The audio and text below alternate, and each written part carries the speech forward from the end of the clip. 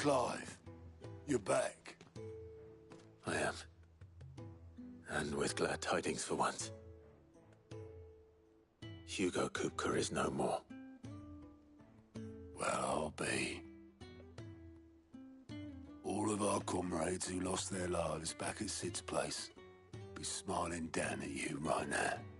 We had a stolus from Lubor saying Drake's fang had fallen. I expect that was your doing as well, was it? It's a long story. One for the history books, I'll bet. Welcome home, Clive. It's good to be back. You look better. I feel it. Which means I'm coming on your next little adventure. You're not leaving me behind again. Wouldn't dream of it. Otto, any word on the Royalist movements since I've been away? Shouldn't you be putting your feet up? If you really want to know, go and have a word with Vivian. Thank you. I will.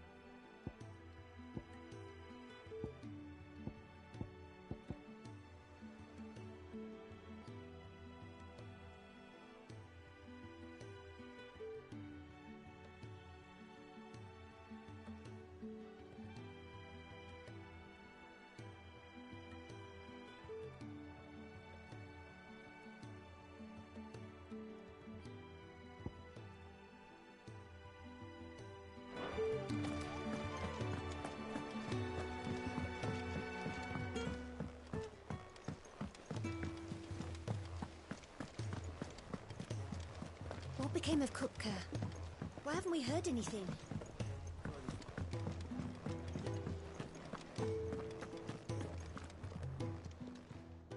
Is it business or pleasure?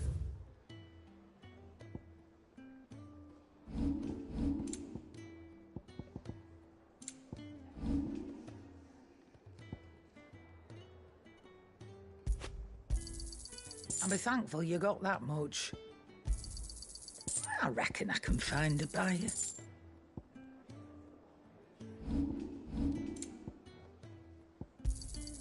I'll be thankful you got that much. I reckon I can find a buyer. I'll be thankful you got that much. You got out else? I'll be thankful you got that much. You got out else? I reckon I can find a buyer.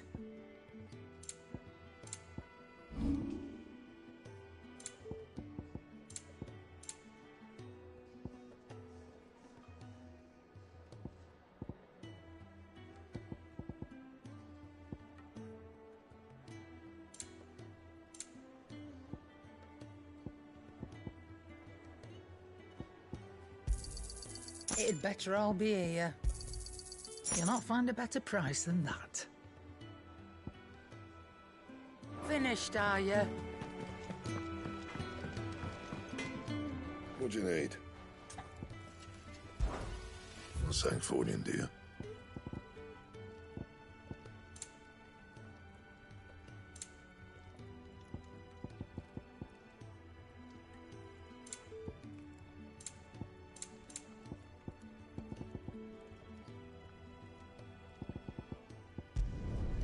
Not bad, if I do say so myself.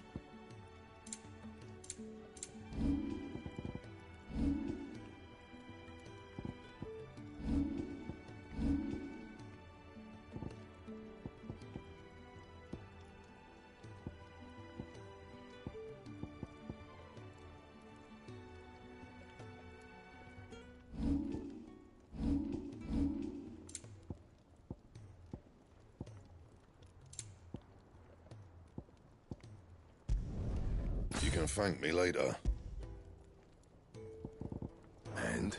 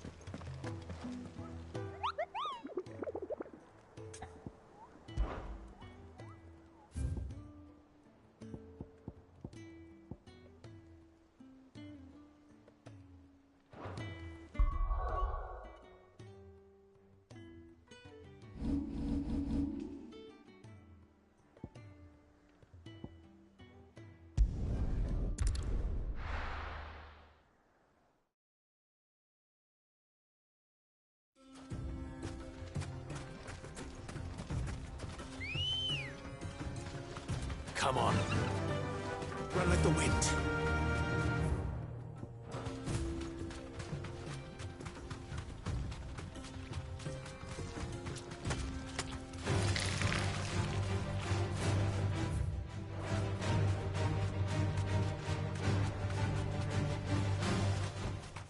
No need to ride from here.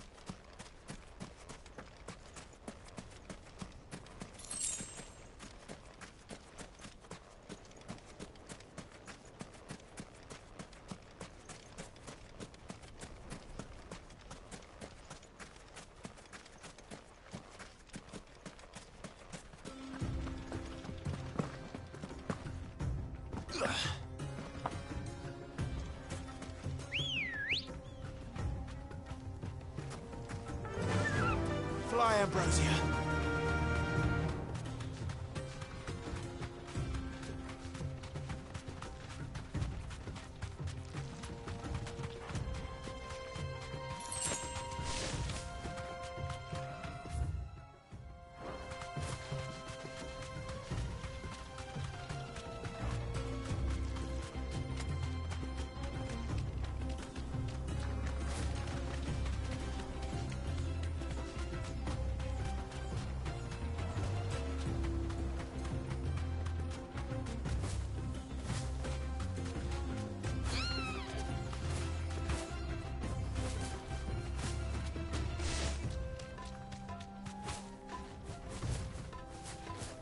Back to the stables, girl.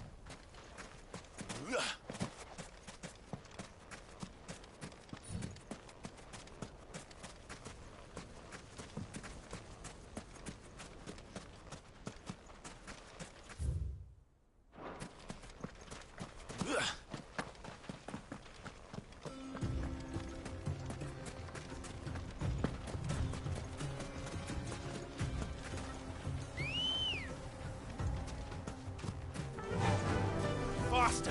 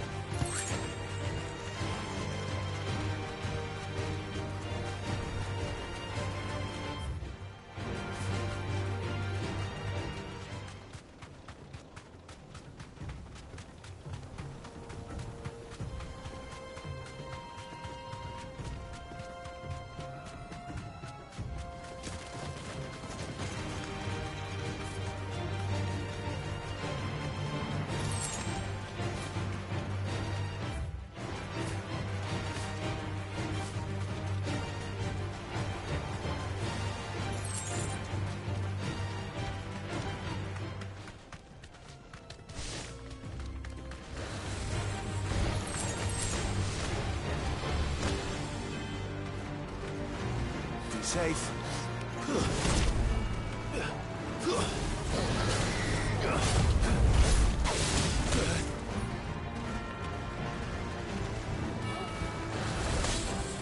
slow. Nice try.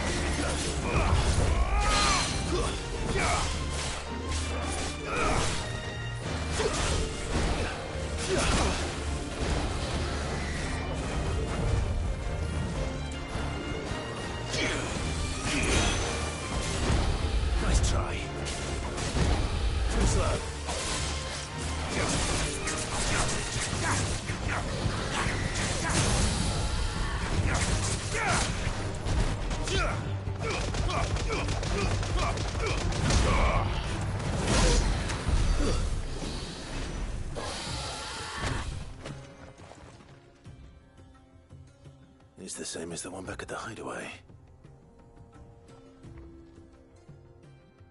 Doesn't seem to be working, though.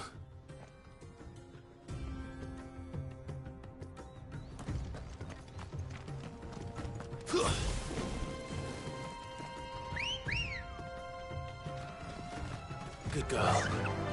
Fly, Ambrosia.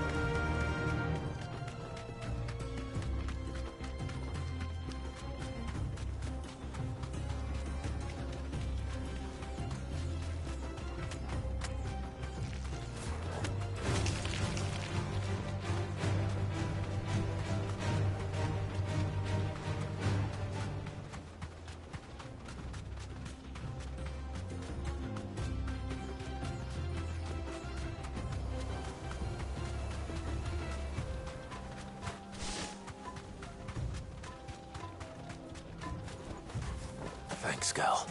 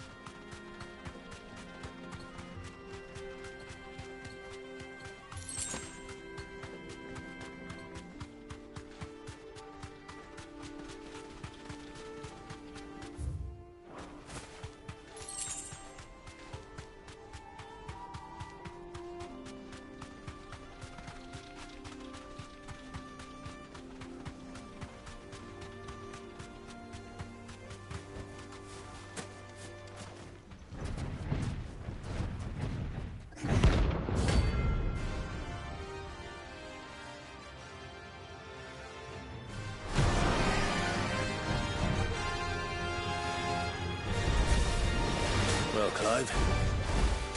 Looks like you're gonna need his bigger sword.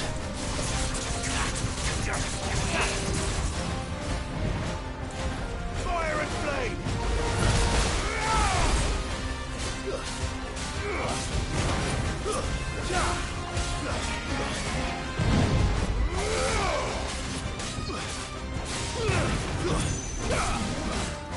Nice try.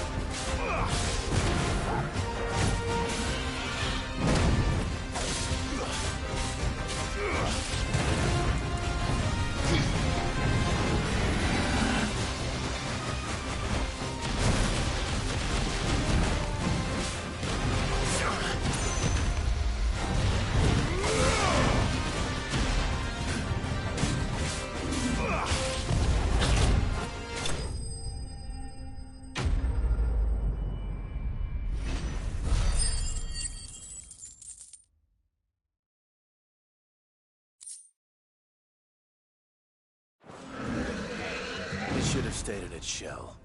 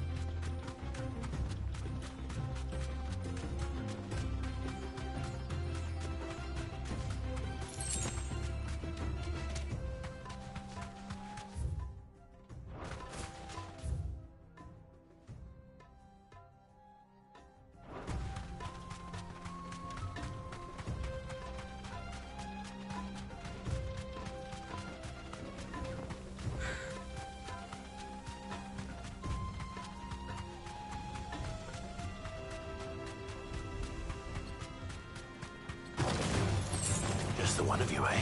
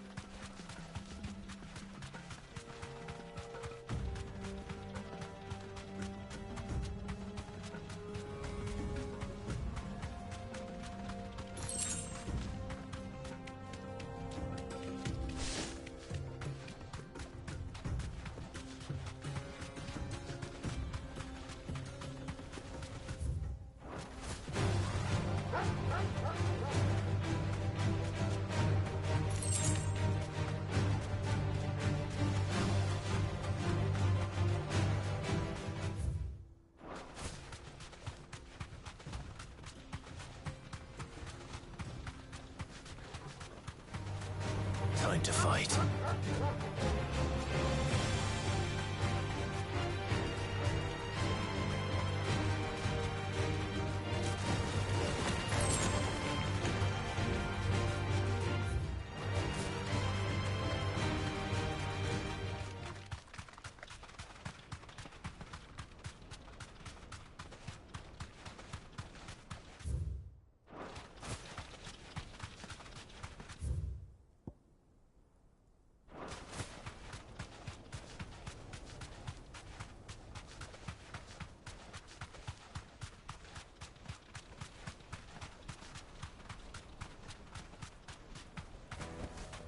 I can walk from here.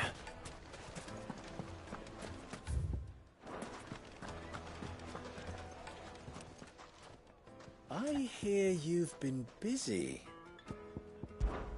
Stay safe out there. Master Lubor says Drake's fangs pushed a button.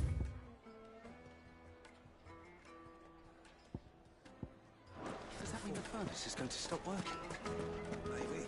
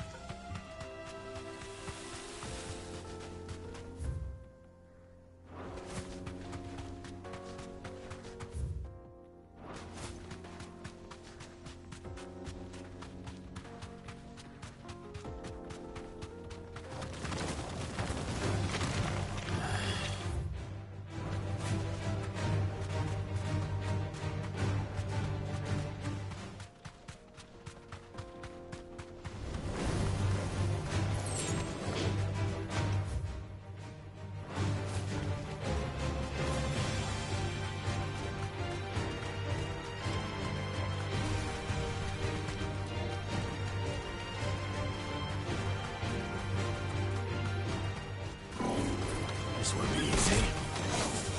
Straight home now.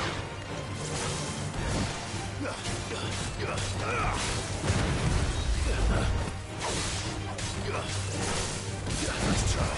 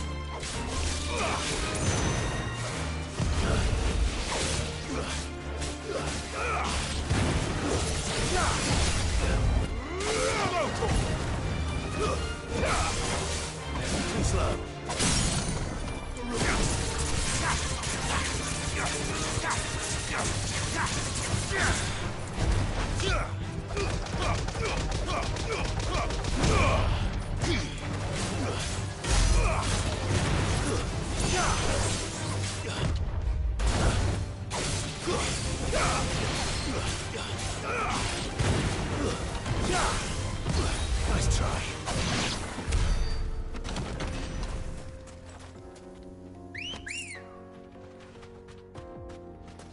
Let's go. Run like the wind.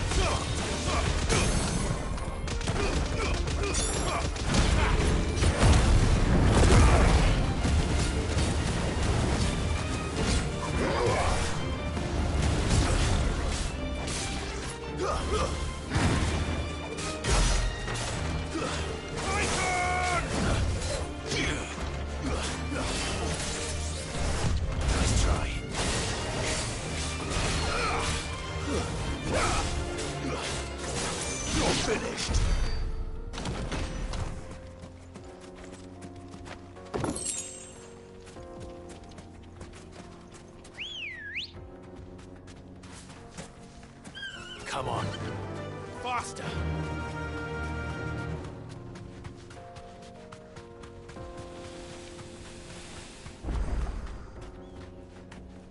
Be safe.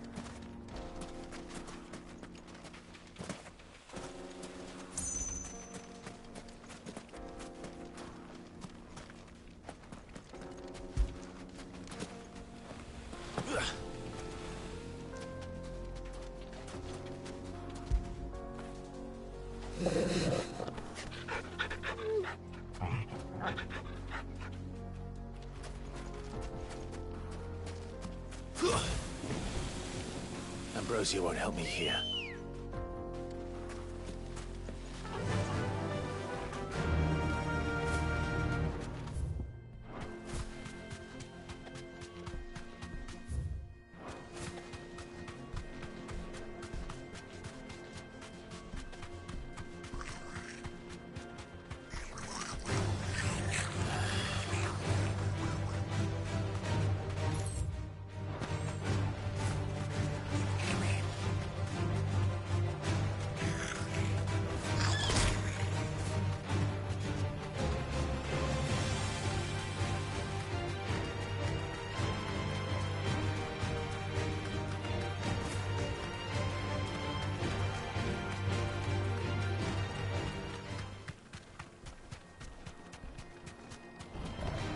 No mistakes.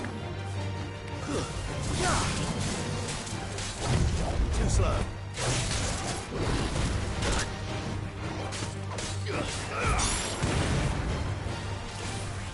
Nice try.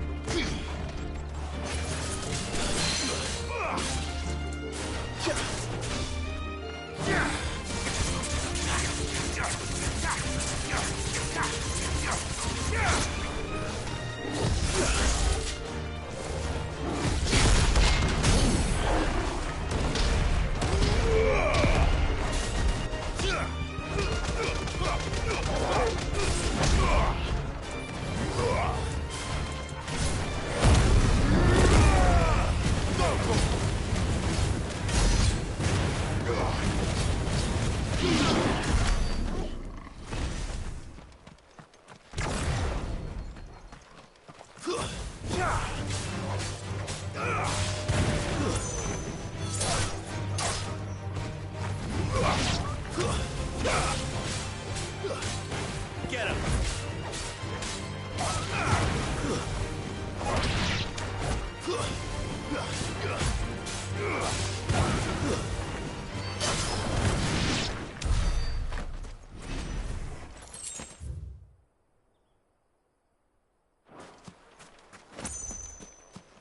This is no time to ride.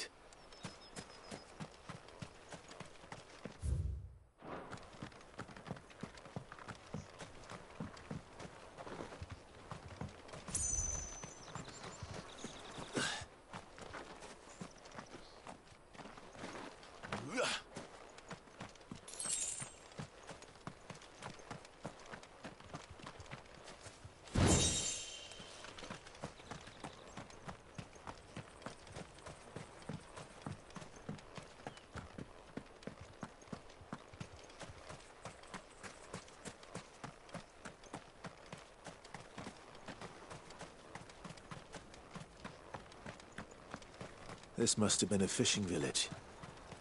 The before everyone left.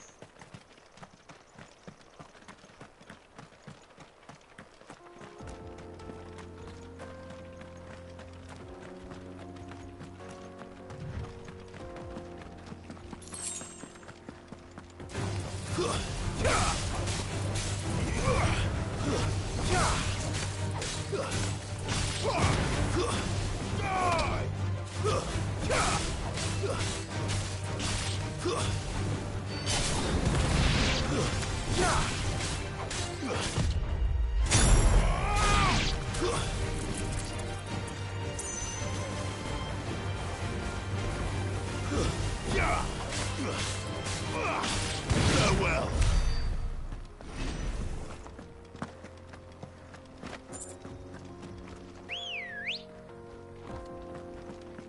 Ready, go?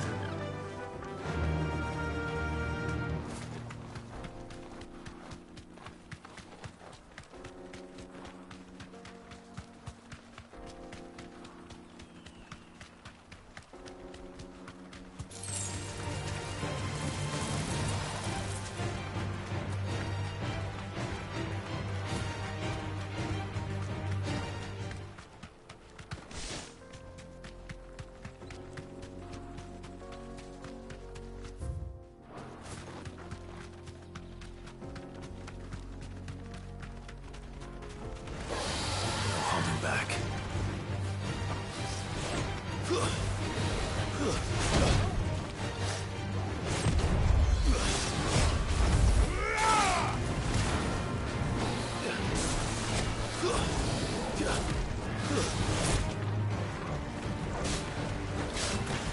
Too slow.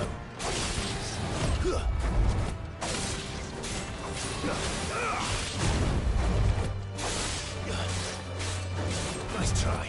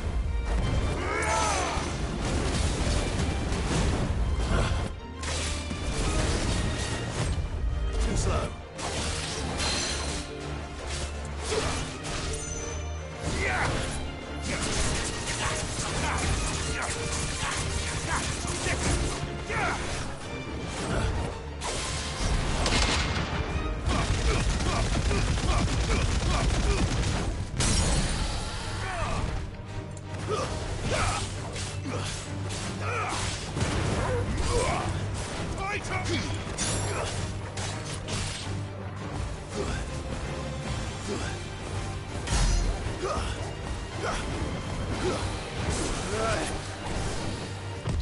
try.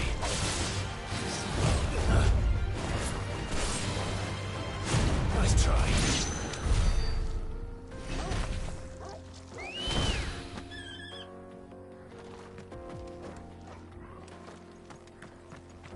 Let's go. Faster!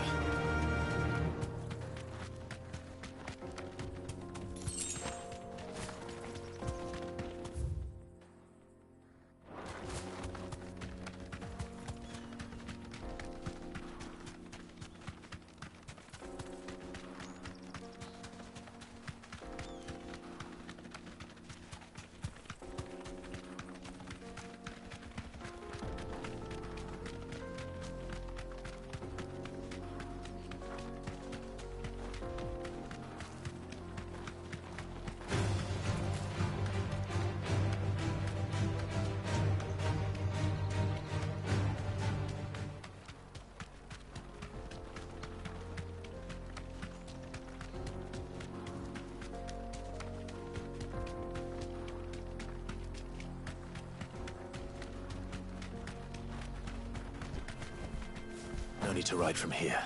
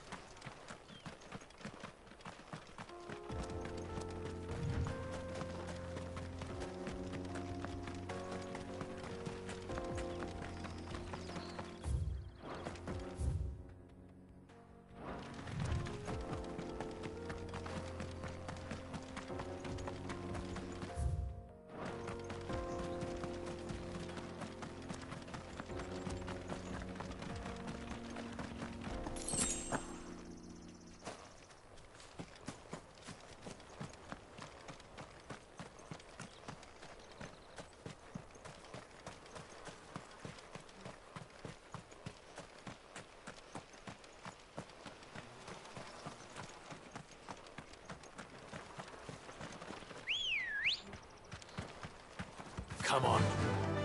Fly, Ambrosia.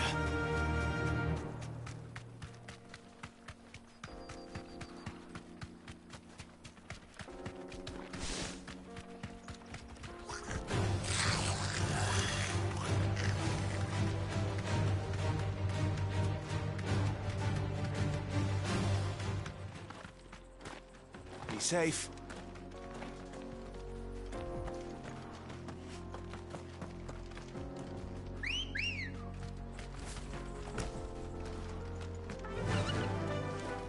Faster!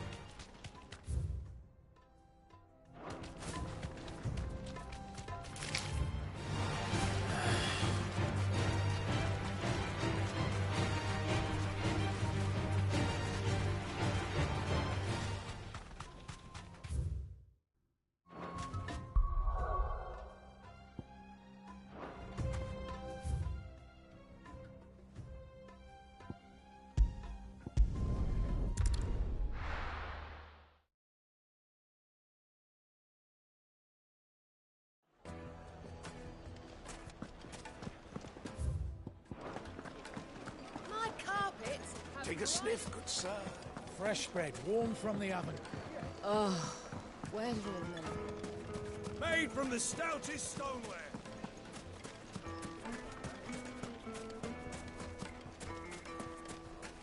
No, I'm telling you, it's gone.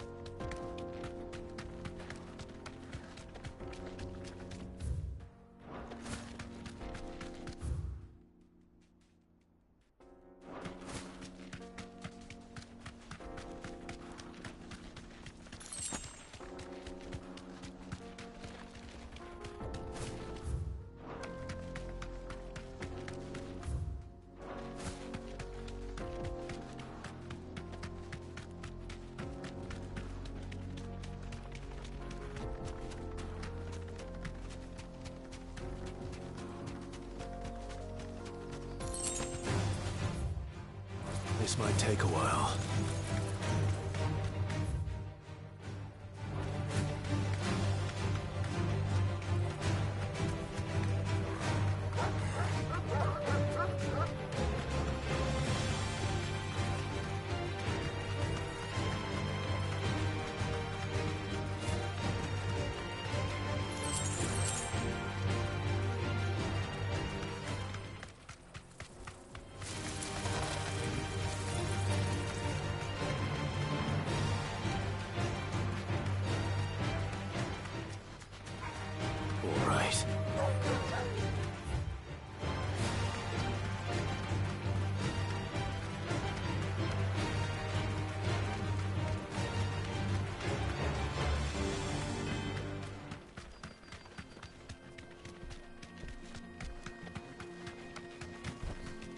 Thanks, Gal.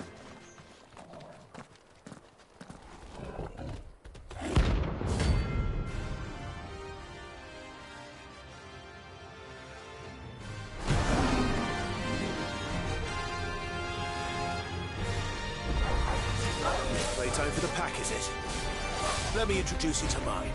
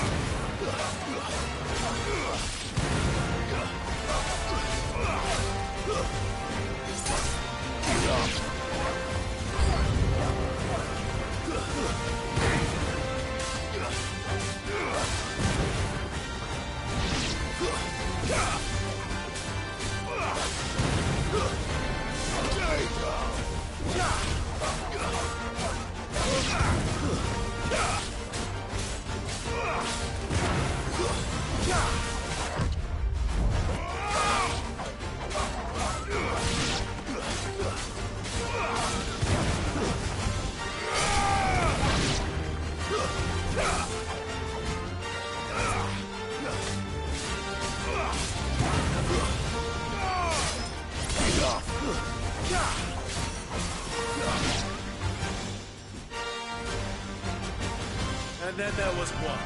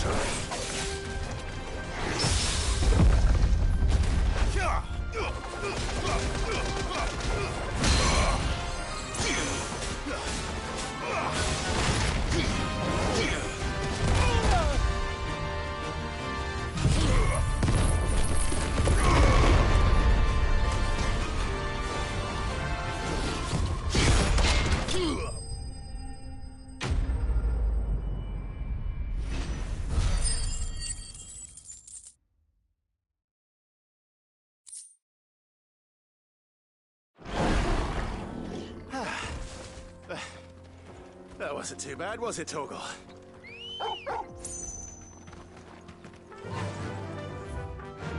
Faster!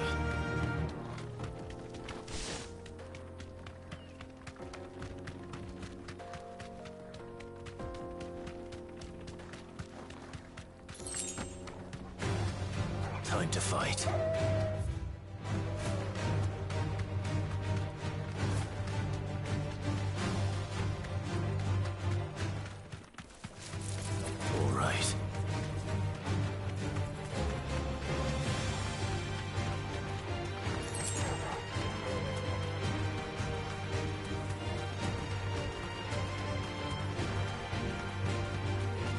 That's better. I needed that.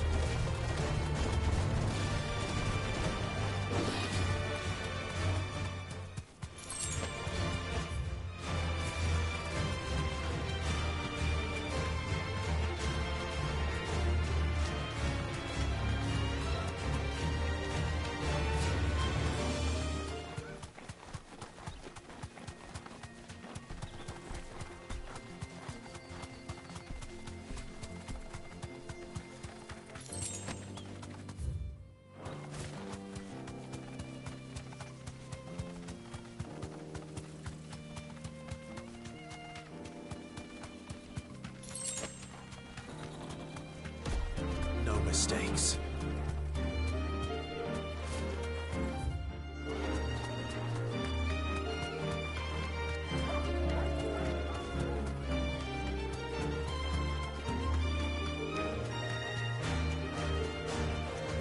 Back to the stables, girl.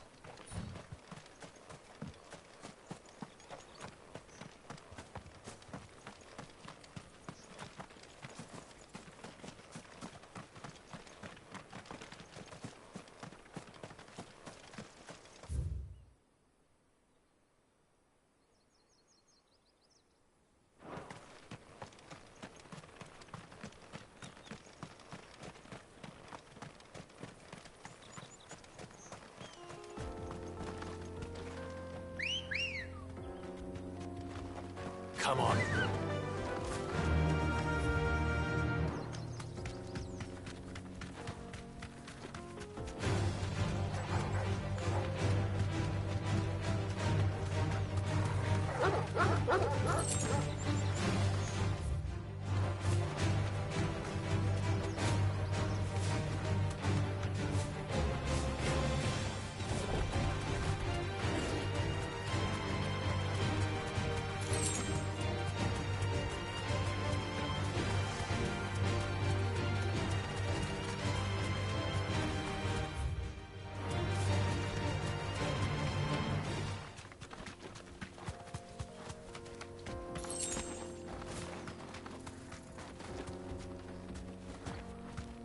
That'll do, girl.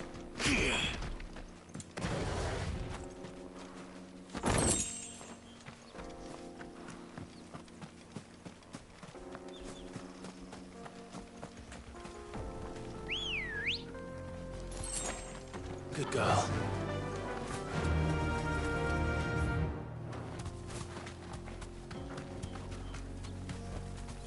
Straight home now.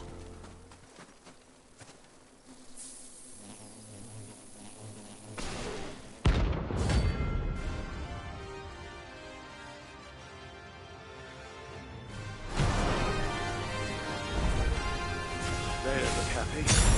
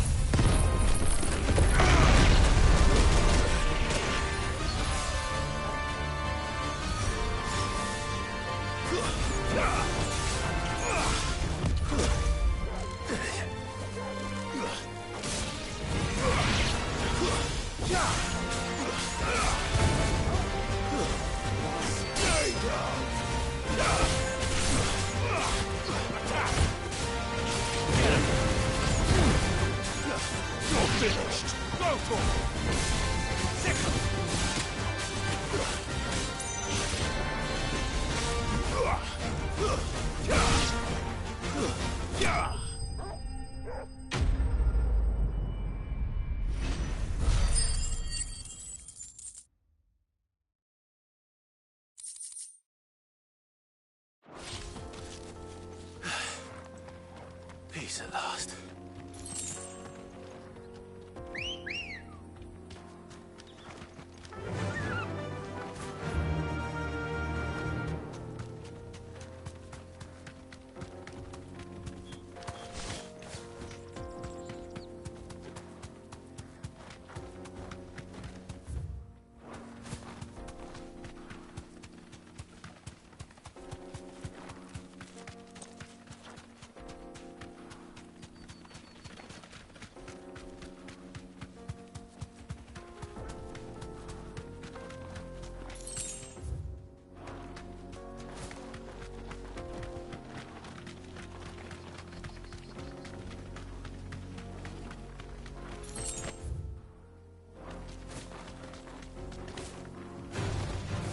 mistakes.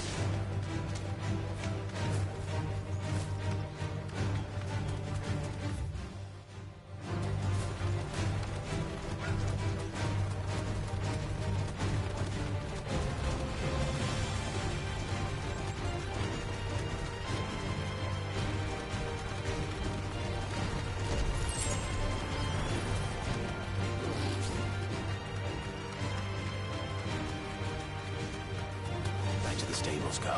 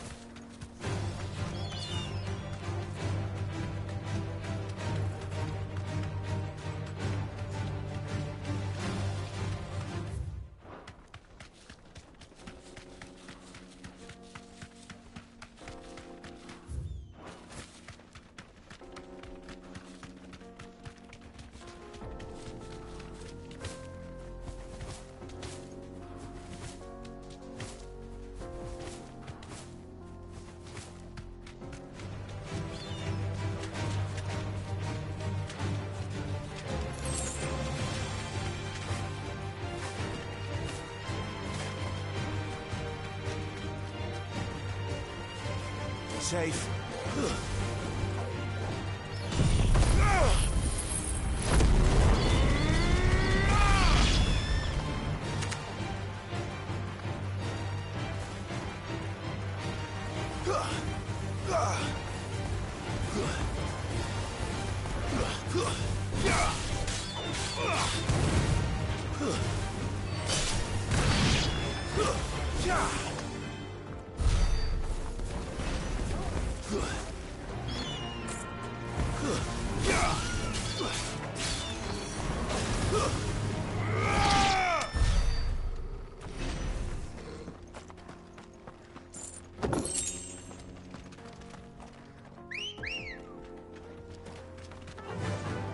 Fly, Ambrosia.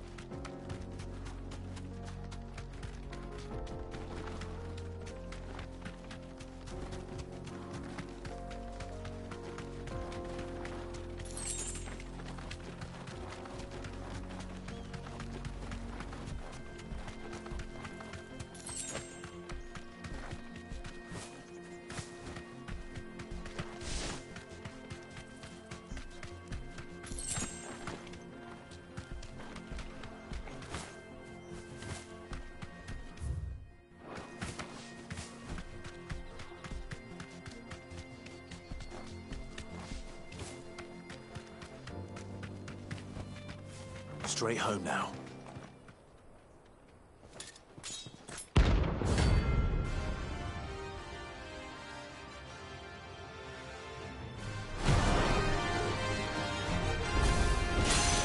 blade yet hungers, and so do I. Come, let us feast on your flesh. Your feasting days are over.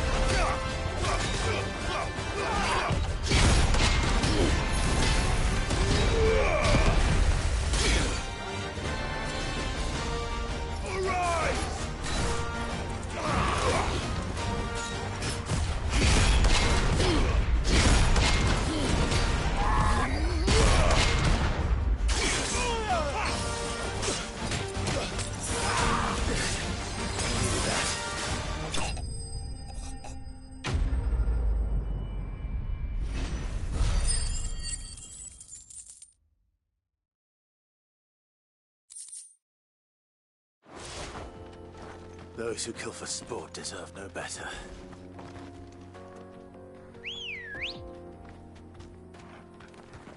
Come on.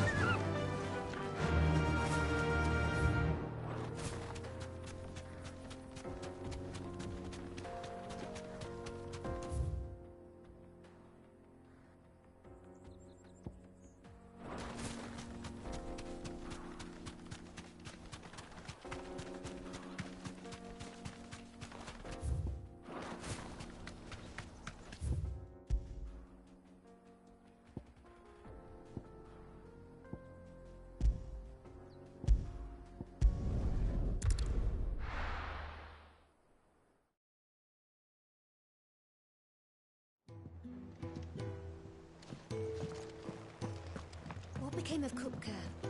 Why haven't we heard anything?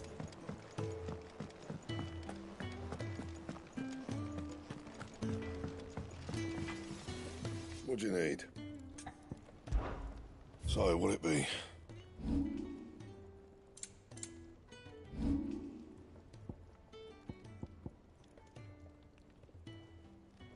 Anything else?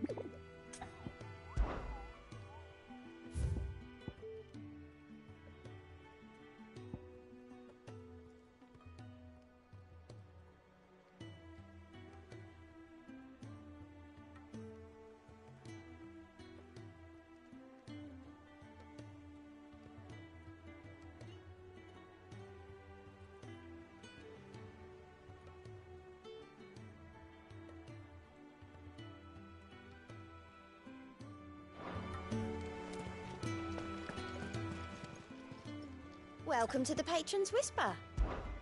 Your benefactors are a generous lot. All done? All right, Clive. Keeping busy, are you? Me too. Seems like every report our allies sends us brings 100 new headaches for me to deal with. I've been doing my best to keep on top of it all, sending anything urgent straight to the curse breakers, just like Otto told me. The rest I add to the list, whether it's strangers begging our aid or friends acting funny. There is no end of problems that need solving. And anyone with the time and inclination to solve them will earn a nice bit of goodwill for the cause. And maybe more besides. So, how busy did you say you were?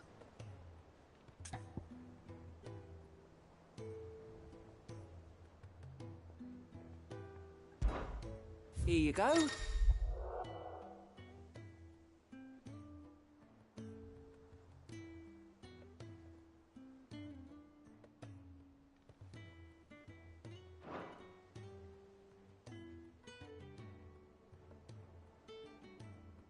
Think you can help?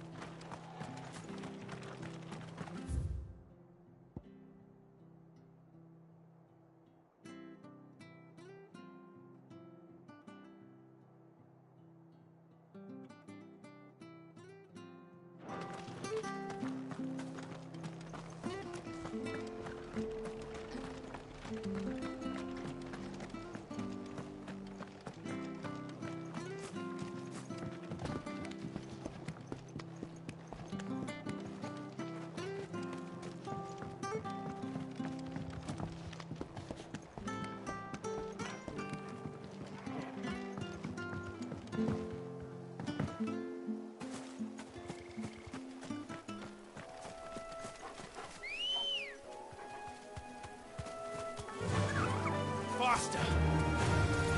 Enough of you, are there?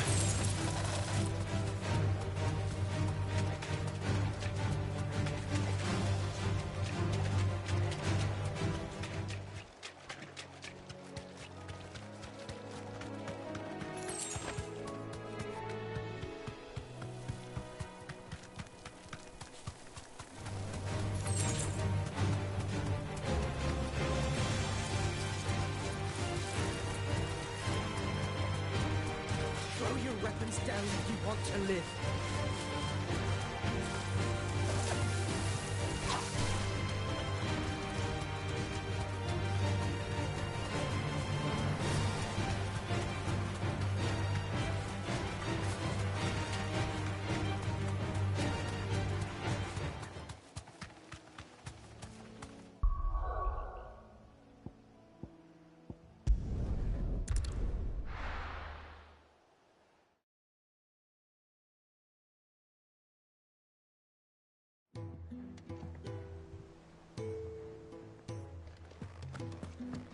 came of Kupka? Why haven't we heard anything?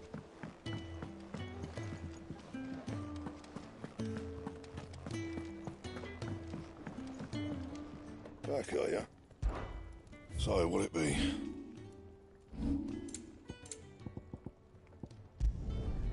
Not bad, if I do say so myself.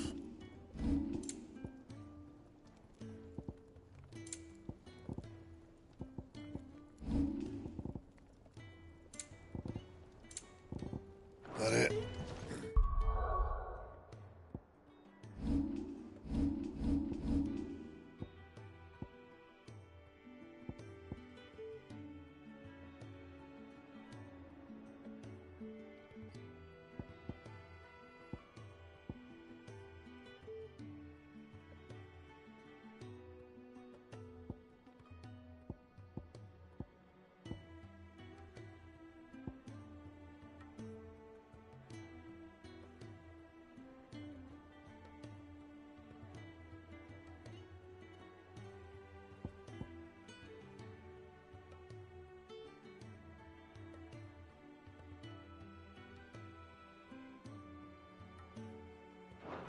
Fine.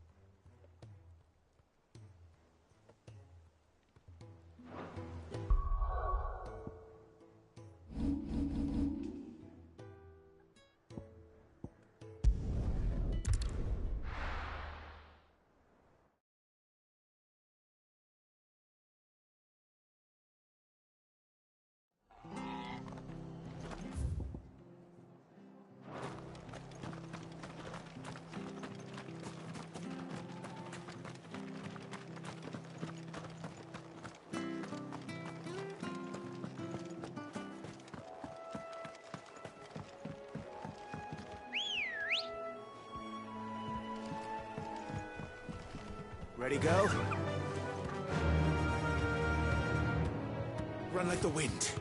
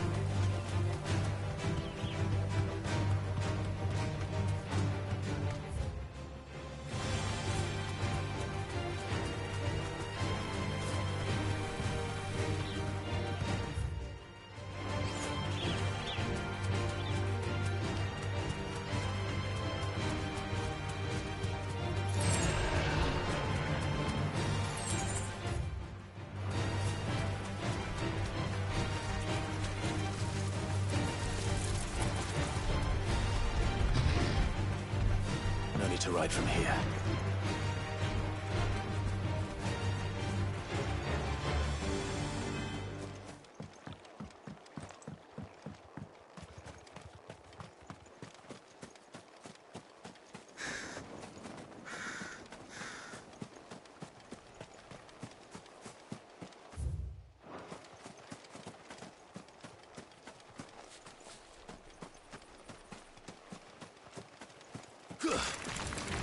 All right.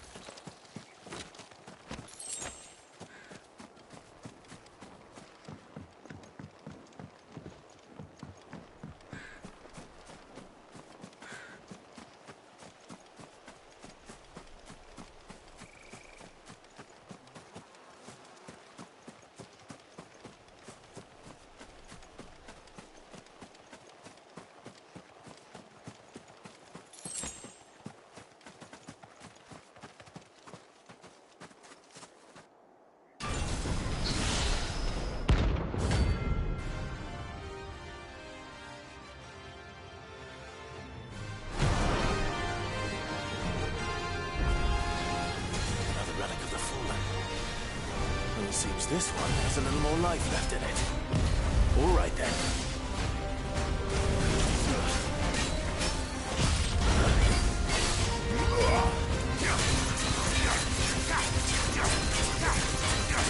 Nice try.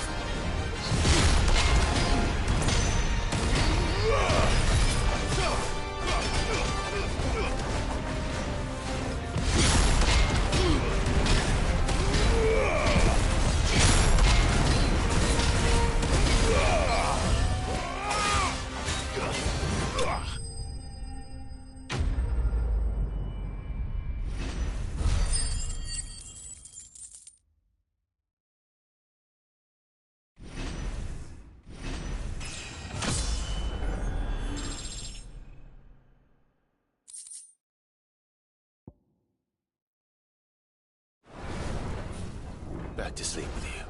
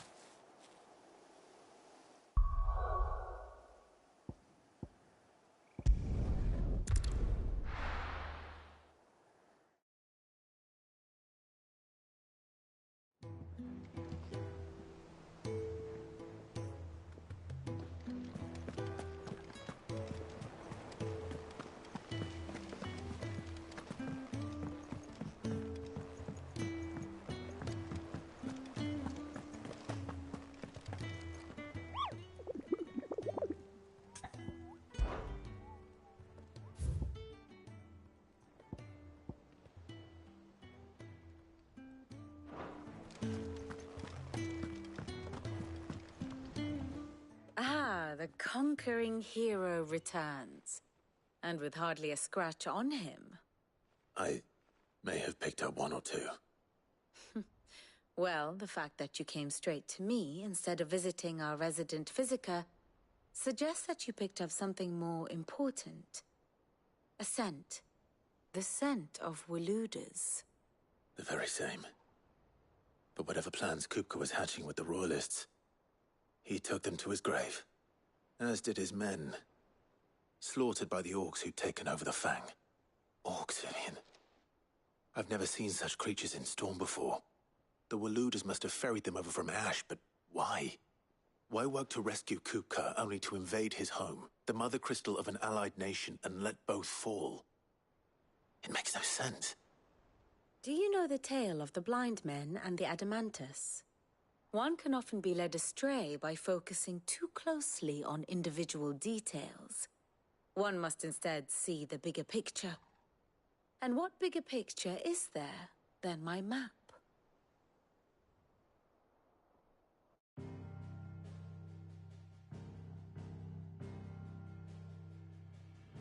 The Kingdom of Waloed claims dominion over all of Ash. It is a nation forged by the bloody conquest of Barnabas Tharm, the dominant of Odin. The Canvarian War of Independence in 849. The Battle of the Twin Realms in 865. The Battle of Belinus Tor in 873.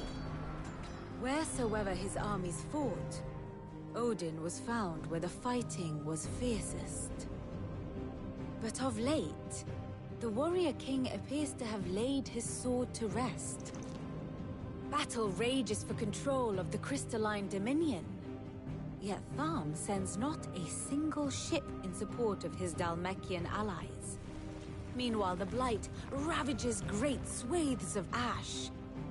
Yet warlike Waloed shows not the faintest interest in laying claim to untouched lands.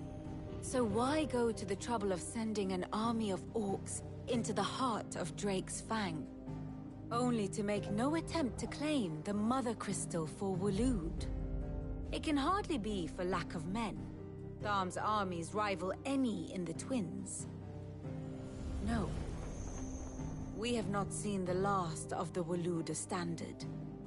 Odin will ride again. It is but a question of when. And on that day, who will be trampled underfoot?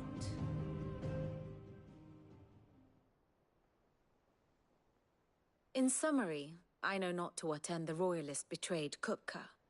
I know only that it is part of some broader scheme. A scheme tied to the ambitions of one man. King Barnabas. But there is no need to wallow in confusion. If one is to cure a sickness, one must first identify the symptoms. And your Lord Uncle has volunteered to do just that by keeping an eye on the Royalists' movements. He's really throwing himself into this. Indeed he is. Which means all that remains for us to do is await his reports. Well, not quite all in your case. The people of the Hideaway must hear the news. Justice has been done. Hugo Kupka is dead. The wounds he left that night are still raw, especially for those who lived with Sid the longest.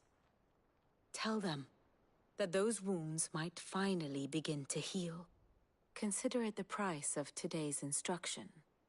I've never known you to be sentimental. What can I say? I am only human.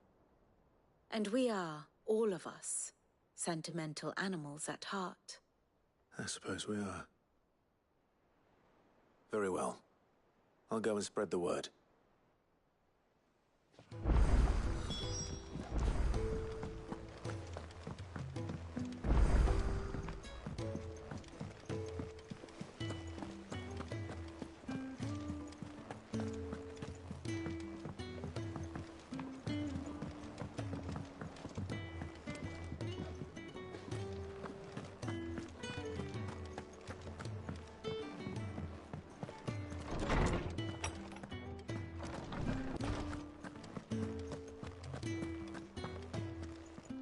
Ah, Clive. Have you come seeking the gift of knowledge? No. To share mine, actually. Hugo Kupka is dead. Oh, my. Can it really be true? Look, he's crying. He is. The big baby. And with good reason, children. These are tears of joy. We must offer up a prayer to your parents that the heavens might weep with us. There shall be no lessons today, only thanksgiving and merrymaking. Go, put away your things. All right. Brilliant.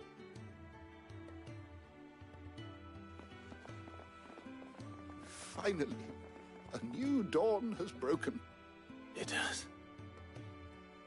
Thank you, Clive. I cannot wait to share the good news. Hippocrates. After Kupka fell, Ultima came to me. I need to know what he is. Have you learned anything? Alas, no.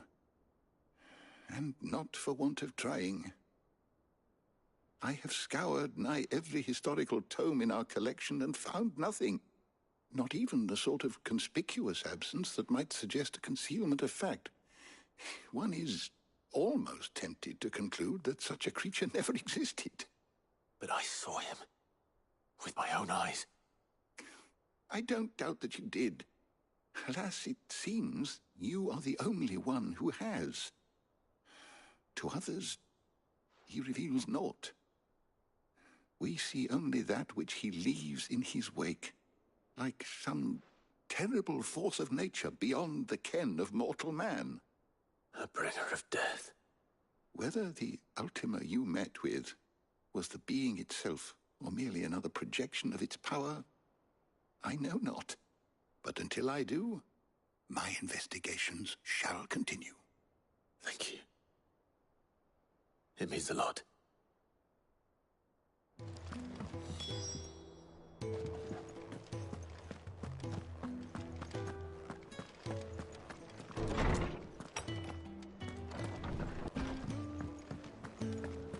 Thanks to Sid, the man who... Well, someone looks pleased with himself. It's true what I'm hearing, then. Nothing escapes you, Lady Karen. It's true.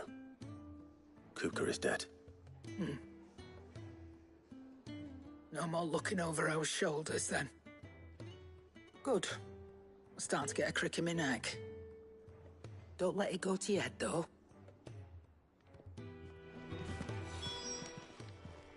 Is it business or pleasure?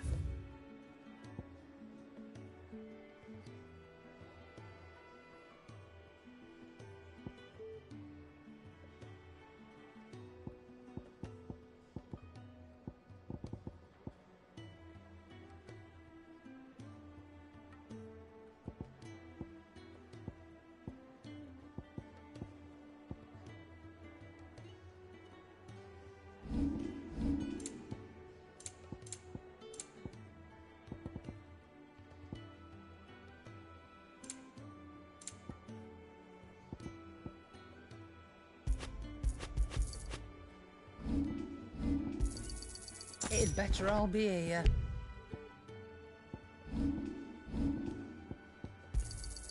You'll not find a better price than that. You're rubbing me blind, you know. You'll not find a better price than that. It'd better all be here. You're rubbing me blind, you know.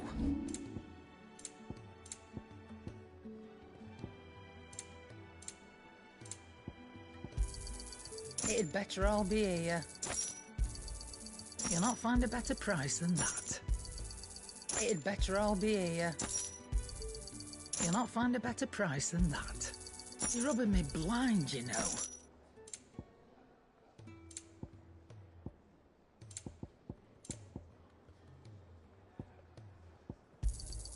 You'll not find a better price than that. You're rubbing me blind, you know. It'd better all be here. You're rubbing me blind, you know. It'd better all be here. You'll not find a better price than that. It'd better all be here. You'll not find a better price than that.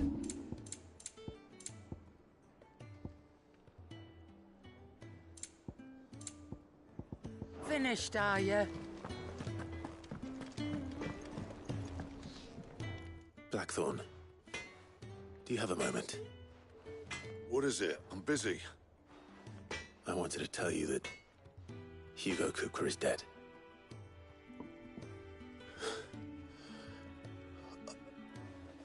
I can't tell you how long I've been waiting to hear those words. This is it then. A new beginning under a new Sid. I'll try to live up to the name.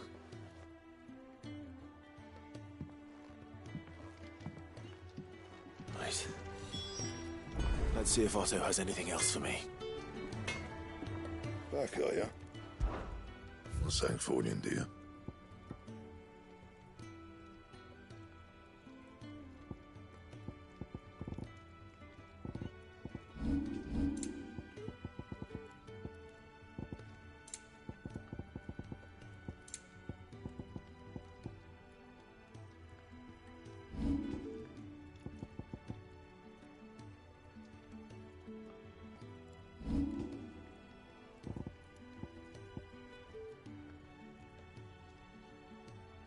Anything else?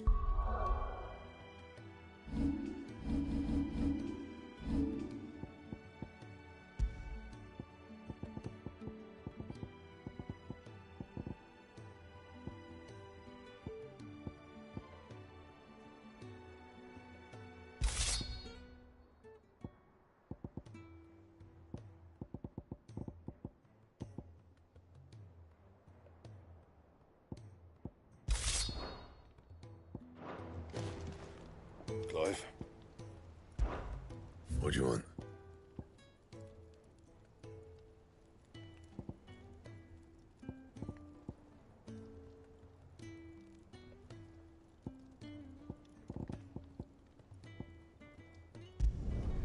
Should last you a good while.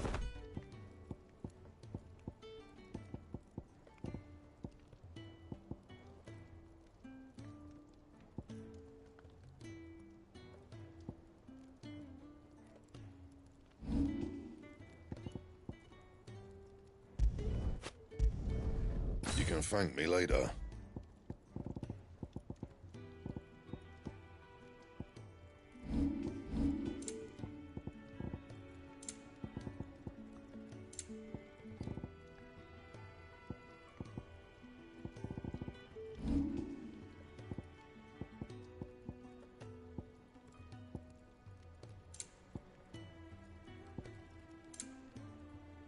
Anything else?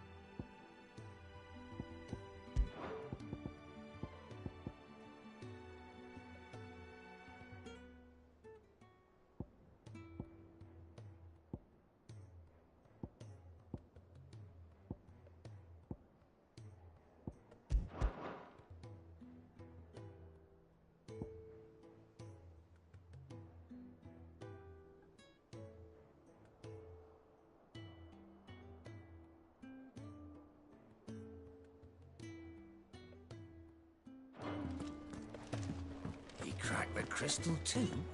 You're joking.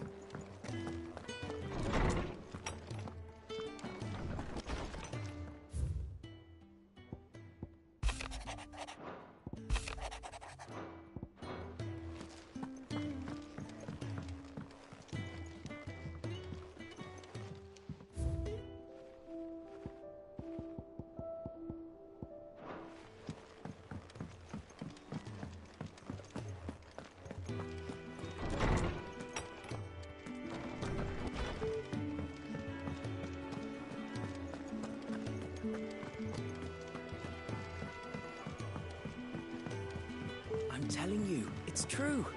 I heard it from Otto's own lips.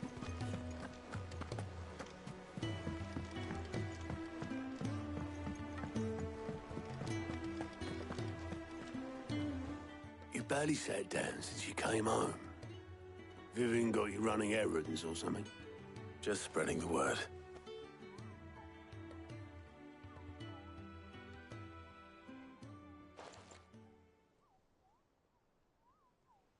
So, the Professor's got a soft side, has she? I'd never have guessed. No. She was right, though. Everyone was glad to hear the news. Ah, but you ain't told everyone. I can think of plenty of friends back at the old hideaway who'd sleep more peacefully for knowing. Not least of all Sid. You should tell him. Hmm. You're right. I should. And I will. Well, when you do, be sure to take Mid with you. She's been going at it hammer and tong down at that workshop of hers, trying to do her father proud. I can't remember the last time she visited the old sod's grave. Very well. I'll suggest it.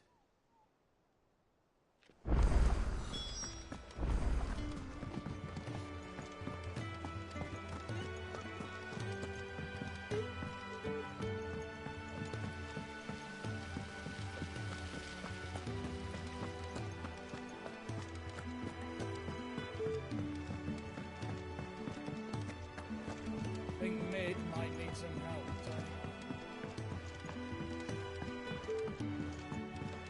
If I don't come up with something soon. All right, Clive?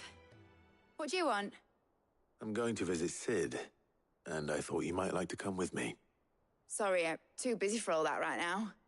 I've got to get this thermal displacement stack sorted. Thermal... Displacement stack. Here. And this is for... Only the fastest, finest ship the world has ever seen. The Enterprise. Me and my dad designed it together. Where other vessels rely on the fickle winds to drive them through the water, ours is fitted with mithril engines. And those things have got more push than a behemoth in a bad mood, and more heat than all the hells put together. Which is where the stack comes in. I may have already talked some tight-lipped shipwrights into putting the hull together for me in a little dockyard in Canva. But the stack's a bit more involved, so I'm building it here. Thing is, it's so involved that I'm running behind and it's starting to hold things up over at the shipyard. I'll come and see my dad, though, when I'm done. Whenever that is. Is there anything I can do to help? I were hoping you'd say that. First things first, I need some parts meching.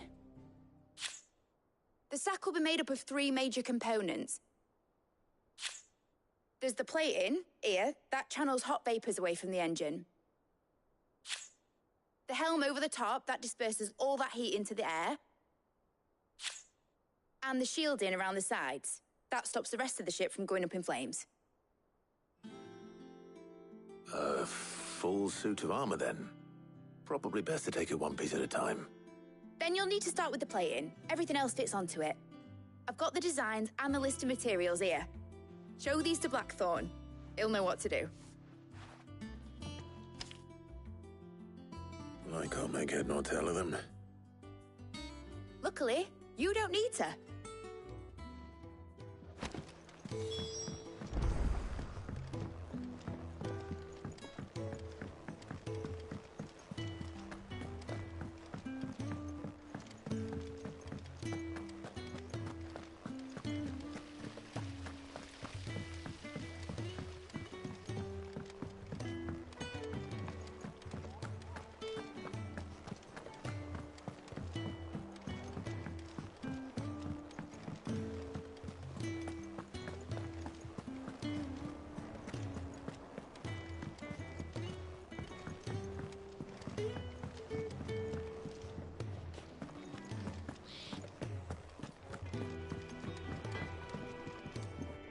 Blackthorn, can I ask a favor? Hell with it. It's for Mid. This my last chance to say I'm otherwise engaged. Spare myself the arseache. Go on then. What is it this time? She said you would know. Here.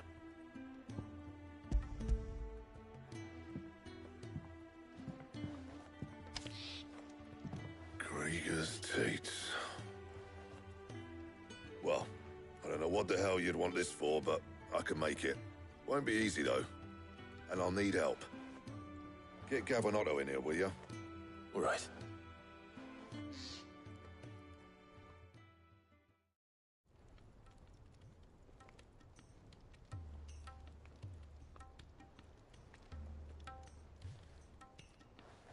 So Mid's roped us all in here again, has she? Typical. Still, if that's what it takes to get her to visit Sid's grave, I'll do what I can. And, what is it we need to do, exactly? Take a look at this. It's this plating. The usual sword-grade steel won't work. We need something that can get very hot, very fast, and still keep its shape. That means an alloy. Something that won't break or buckle at the temperatures she's talking about. Which is where you lot come in. I need materials, and I've got my work cut out already. You'll have to fetch them. Now, there's a special kind of sand I'm after that you can only find out in the Velcroy. Stardust, they call it. As for the rest of the stuff, my usual supply should have it in stock. It just needs buying and bringing back here. Well, we'll get it done quicker if we split up. One of us should probably give you an hand coat in the sand. And the other can go and get the rest from this supplier. Right then. Well, make your minds up who's going where, and we can get this over with.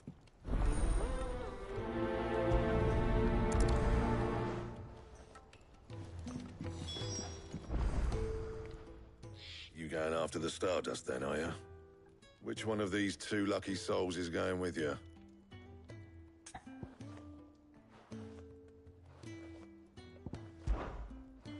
Oh, it's not like it's the most important decision you've ever had to make.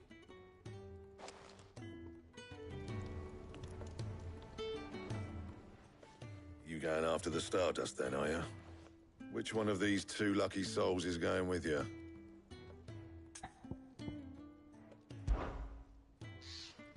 Gav, you're with me. All right, then. So, where do we find this Stardust stuff? There's a river that runs through the southern reaches of the Velcroy. It's the black sand that washes up on its banks that you're after. Southern reaches of the Velcroy, eh? That's down past Dalamil. I'll go and scout the place out. See about hiring us a wagon to bring the stuff back to. All right. I'll meet you by the river. While you're off having a paddle, I'll pick up the rest of this stuff from Blackthorn's supply. Take care. You two, eh? Don't go letting them fleece ya. Fleece me?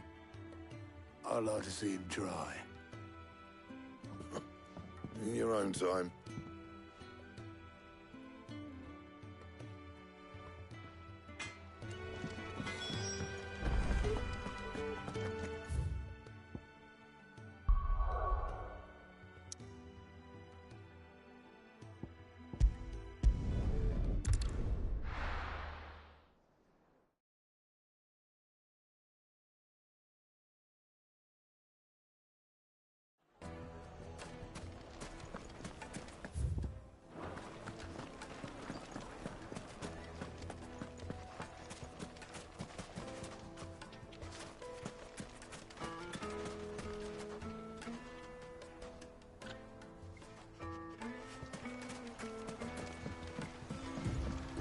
Looks like I found the river.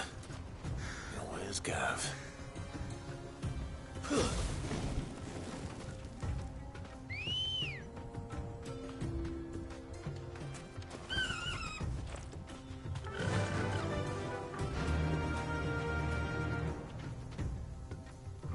Run like the wind.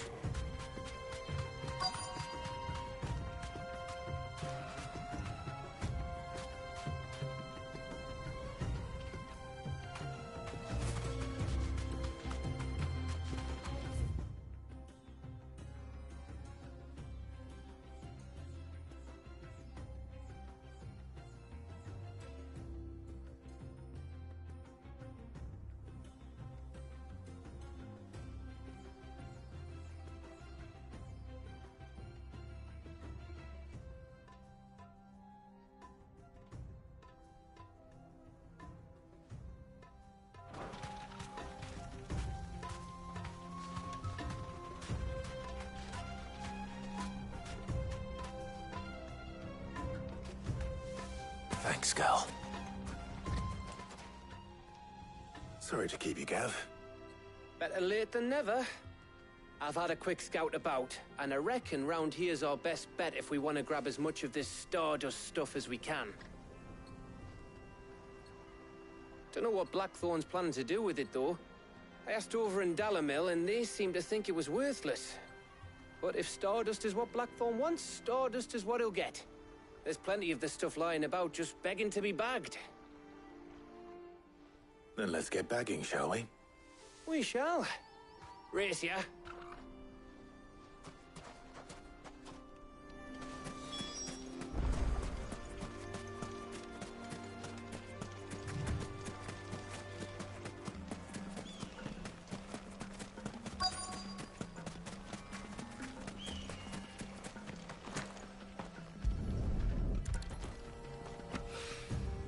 So this is Stardust. It just looked like black sand to me.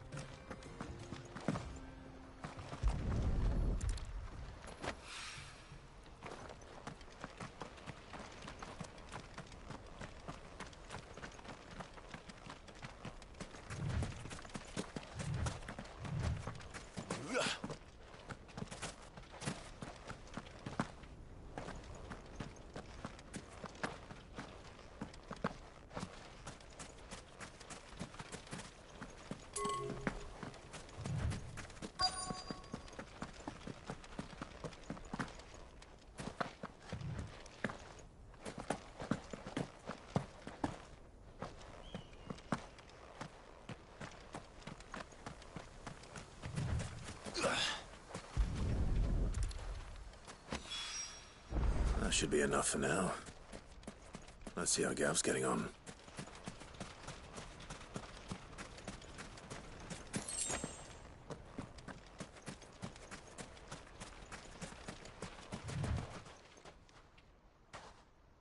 You finished? How much did you get? Enough. I hope.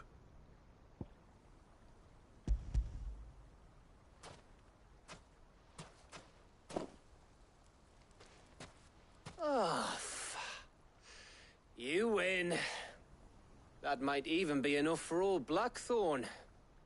Hey, before we go, do you mind if we have a chat?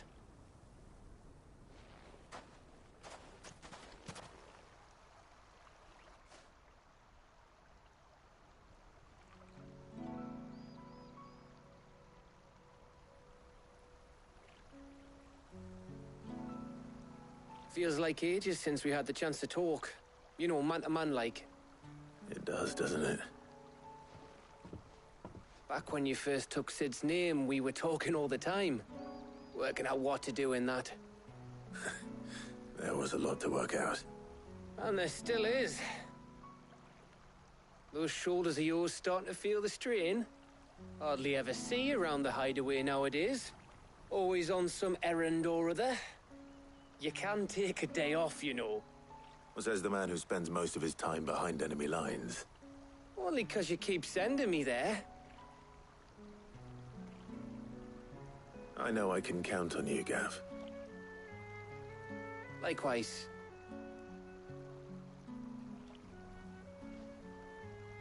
So you keep sending me wherever you need to, and I'll keep going. Safe in the knowledge that I have a home to come back to. Thanks to you.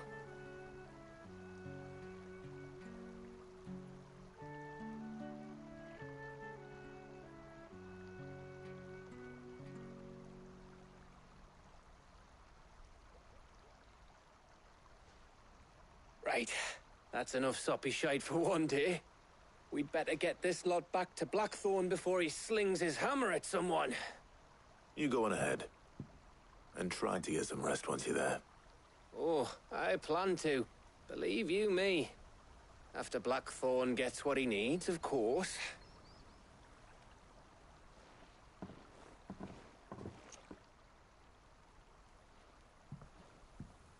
Right. Ready to go home, boy?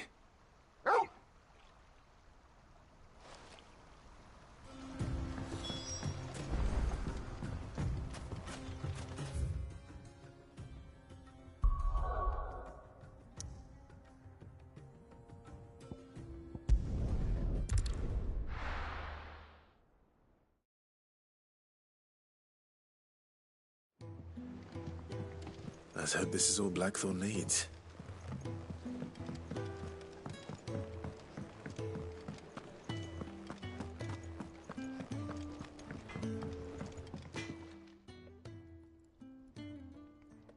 Blackthorn, got everything you need? Yeah. Yeah, I do. Cheers for the stardust. Should be enough to be getting on with. We should go out on maneuvers together more often. You know, it beats sneaking around on your Todd all the time. I'll make a start on putting this thermal plating together then.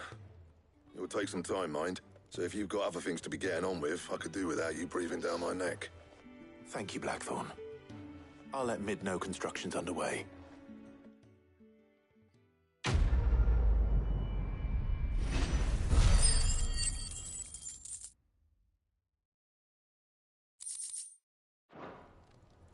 Suppose we'd better be getting back to work too. Give us a shout if you need anything.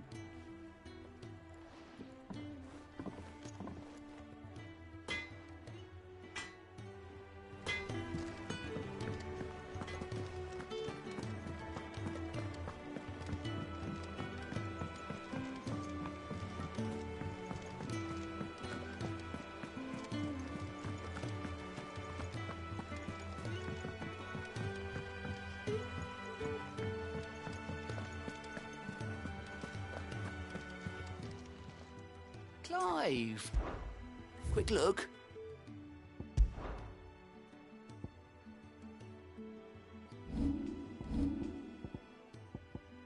Always something in there. Welcome to the Patron's Whisper.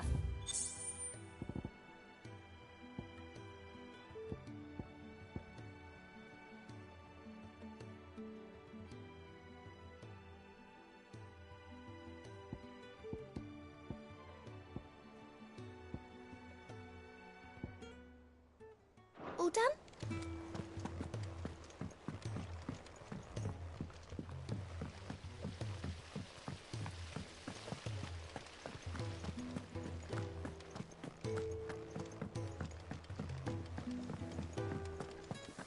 Think Mid might need some help tidying up. If I don't come up with something soon. You'll be pleased to hear that Blackthorn's started work on the plating. Excellent. 1 down, 2 to go. So, what's next? The helm, of course. For this, we'll be repurposing fallen scrap. Salvage from the ruins? I thought that material was all but impossible to work. Ah, but we don't have to. I'm sorry. Just so happens there's one particular ruin that's broken into exactly the right shape and size pieces for what we need. What's the name back there? I'll give you all the details. What's her name? Right.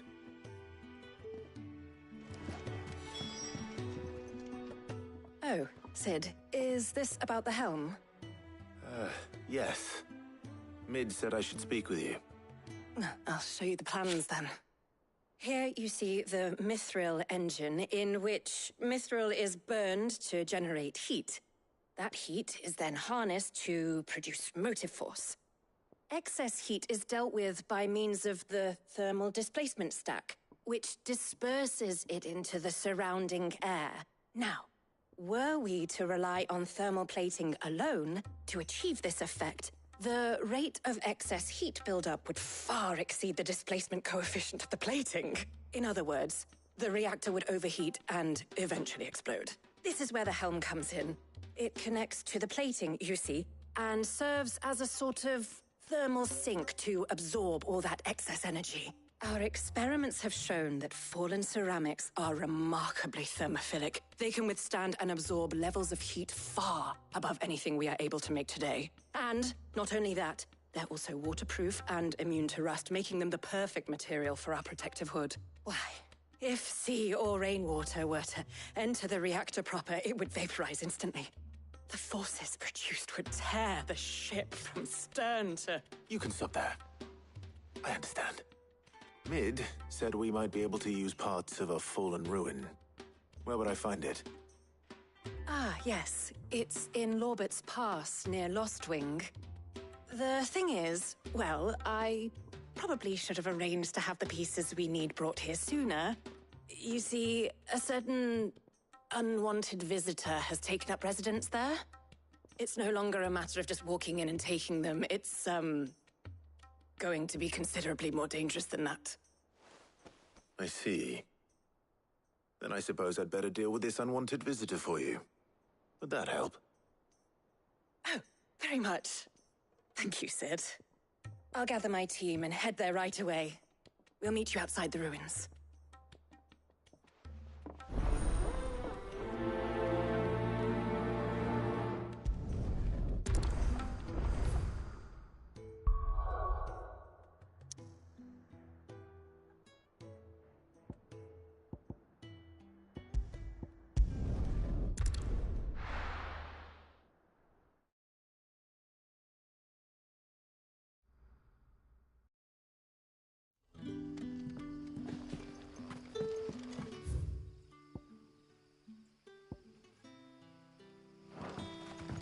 Good day to you.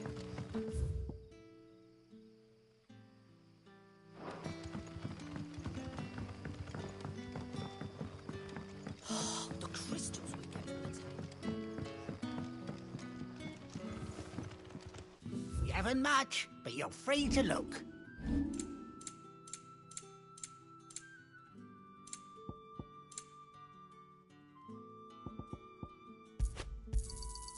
Ah, yes. You're always welcome here in Lostwing.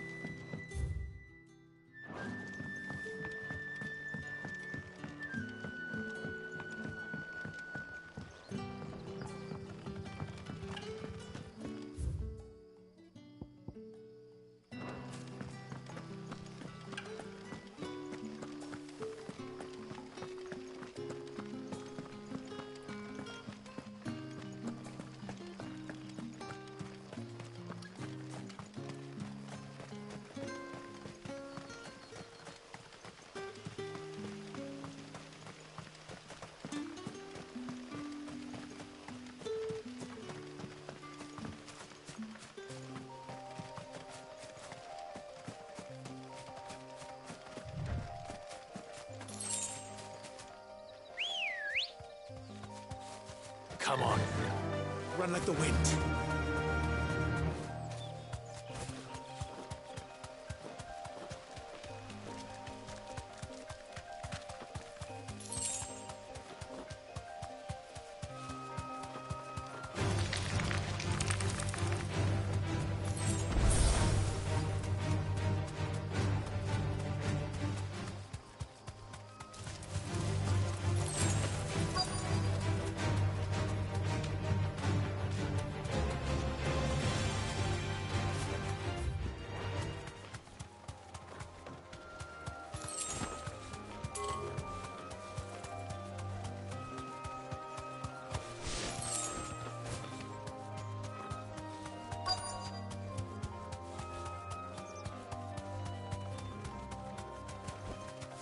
You deserve a rest. Oh, there you are, Sid. Thanks so much for coming. The, ruins are just over there, as is the creature I told you about, I'd imagine. Would you mind? Of course. I'll be right back.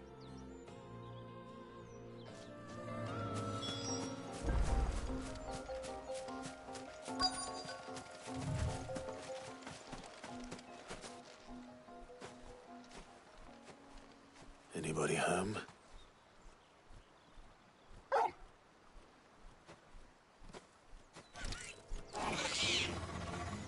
This must be our unwanted visitor.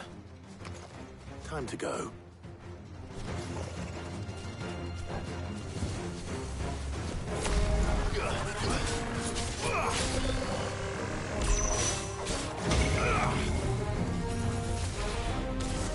Too slow.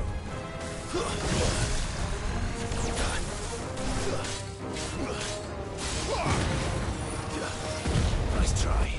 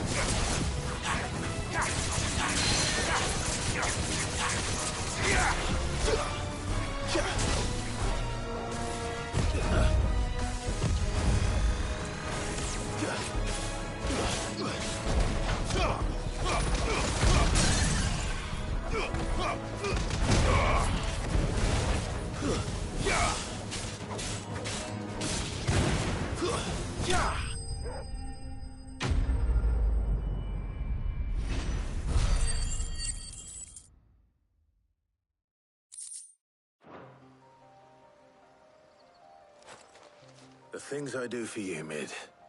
Sid! Oh, thank goodness you're safe. You shouldn't have any trouble now. Indeed. Well, don't let us keep you.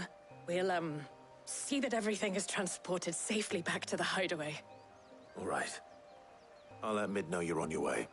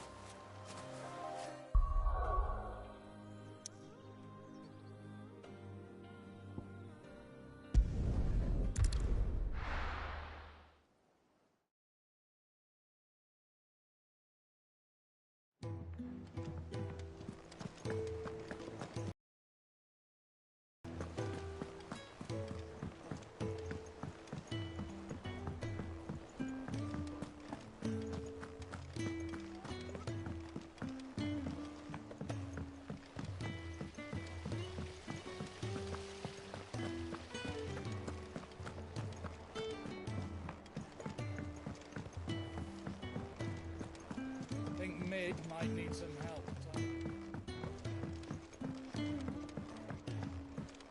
If I don't come up with something soon. Mid. Helena has recovered the material for the helm. She'll be along shortly. Excellent. Another job well done. And just one remaining. Right. Right, the shielding. This one's a bit of a bugger. How so? The plating's enough to stop the engines going pop, but those things will still be spitting out enough fire to set the rest of the ship ablaze. Which is why you need proper shielding. A prison for the dragon's breath that's blazing away inside. I thought a triple thick layer of tempered steel might do it. Or more of the stuff that the Fallen use, but they'd both be too heavy. The helm and the plating are bulky enough as it is. Add any more weight and the whole ship would be at the bottom of the briny before we'd even started. I need something light. But I've racked my brains and I just can't think what would do it. Well, if I were in need of obscure knowledge, I know whose counsel I would seek. Harpocrates. Tomes? Yeah, well, I'd thought of that, obviously. I've got all the details written down here. Can you take this to him, see what he makes of it? Right away.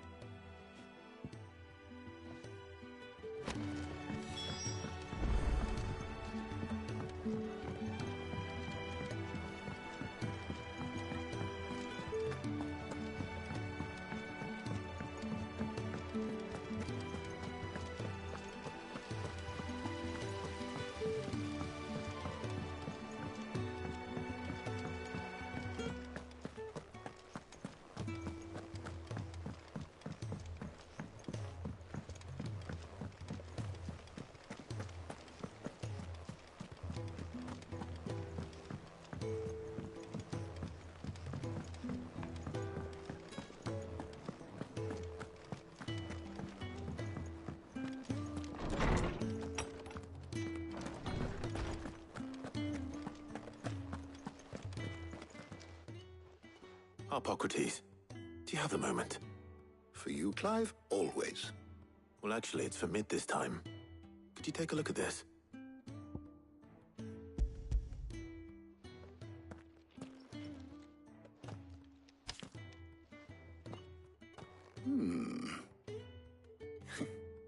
Shielding for a mithril engine? Whatever will that girl think of next? And what are these notes around the edges? She has some specific requirements for the materials. The shielding needs to be able to resist extreme heat on the inside, and yet remain cool enough on the outside not to set the ship alight, while also being light enough not to sink it. As you can imagine, she's struggling to find anything that meets her needs. I see. I wondered if you might know of a solution, or if you might be able to search the records for one. Perhaps it is not a different material she requires, but a different approach. What do you mean? Consider the lake we have made our home. Its blighted waters eat away far more quickly than fresh water or even brine, at timber and steel alike. And yet, we have made a home here from those very materials nonetheless. We have. But Bardolph must varnish every board twice over to keep it from rotting. And Obelus complains that without a constant supply of pitch. I see. Early Gregorian histories speak of a preparation known as moon dew. It is said to be able to resist even the most ferocious flames. Before the dragoons tamed the worms and wyverns of the realm, nobles would daub their castle walls with it in order to guard against dragon fire. So if we could recreate it... It might be applied to some material or other in order to provide the protection Mid requires. As to how best to apply it and to what material, perhaps Bardolph and Obelus might be of assistance. I shall speak to them and see what wisdom they might have to offer. If you would be so kind as to procure the necessary ingredients, I shall discuss the specifics of how it might be most effectively put to use with our two friends. The knowledge of the past may yet prove useful to we of the modern era.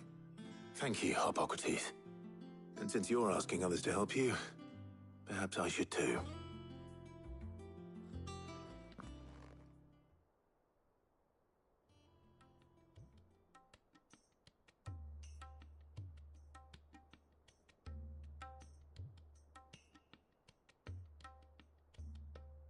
So you need a hand, do you?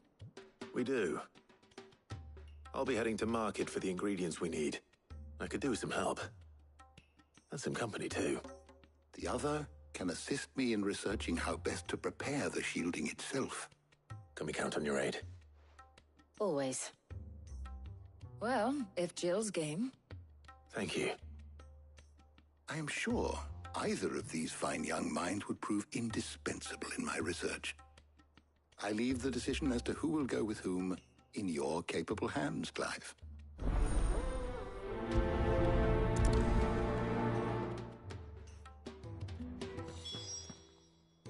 So, Clive, have you made your decision? Who will accompany you on your little excursion? Very well. So then, what do we need to find? I have taken the liberty of preparing a list. Here. White chocobo eggs. Pepio nuts. Are you sure this list is right? Everything on here seems very edible. I would have thought the ingredients would be a little more exotic. Though these items may seem mundane, they have potent effects that are rarely exploited, effects for which they were once highly prized. So much so, in fact, that they were harvested almost to extinction, hence moon dews having fallen from favor. Now, of course, they can be obtained with ease. You should be able to find everything you need at the market in Northreach. Is that so? I've been meaning to visit Northreach anyway. I'll set out now. Join me there when you're ready. I will. Until then. You two enjoy yourselves. You too, Talia.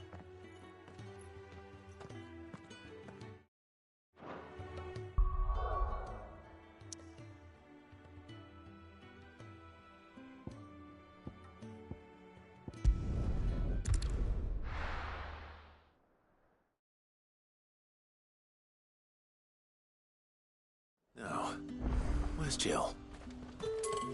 There's talk. And what can I do for you?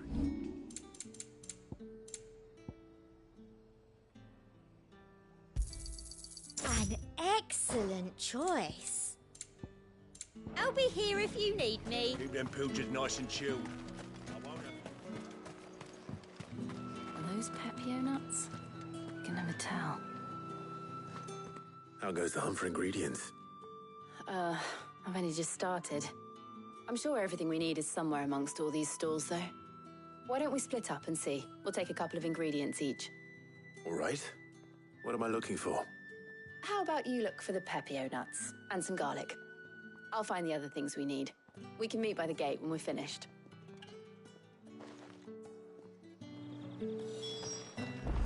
Up! You'll not find a bruised fresh cuts. Come and get them. We haven't much, but you're free to look. I hope it's to your liking.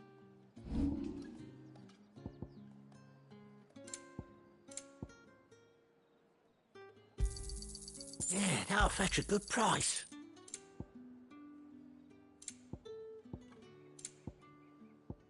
Good day.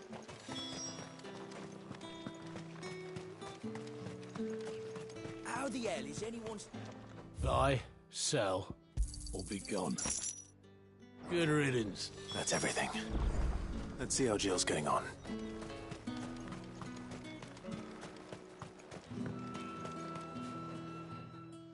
Did you find everything? I did. Here.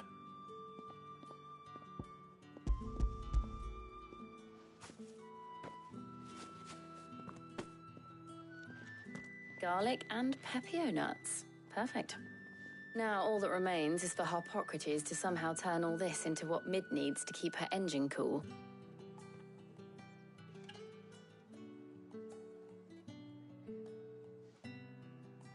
But before we head back, would you walk with me a while?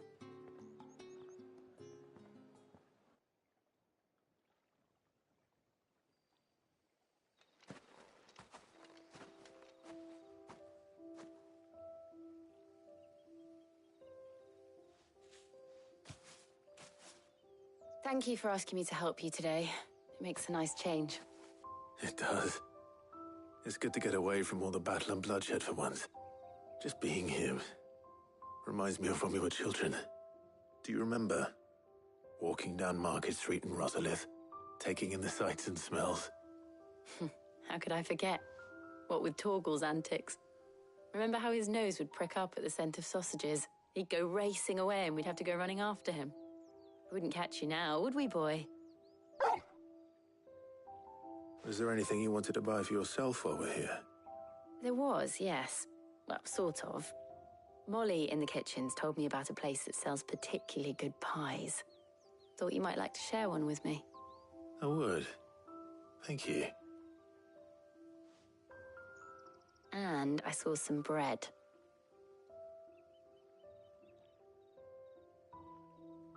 Big white cobs like the baker back in Rosalith used to make. What do you think? I thought we might get some soup to dip it in. But then I tried a slice of the butcher's dry-cured ham and it was just... oh. You all right? Sorry. It's just... you're right. I really do feel like a child again being here with you.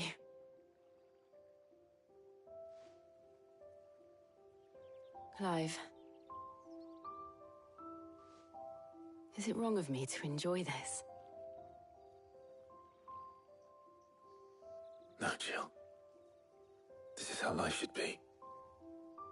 And it's how our lives will be when our work is finally done. When we can live on our own terms. I hope so. Thank you, Clive.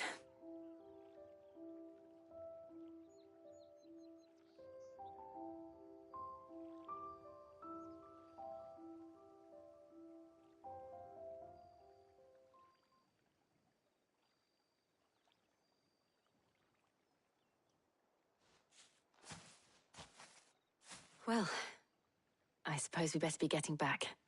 I need to give these ingredients to Harpocrates and Talia. I'll see you at the hideaway. Take care. I will. You too.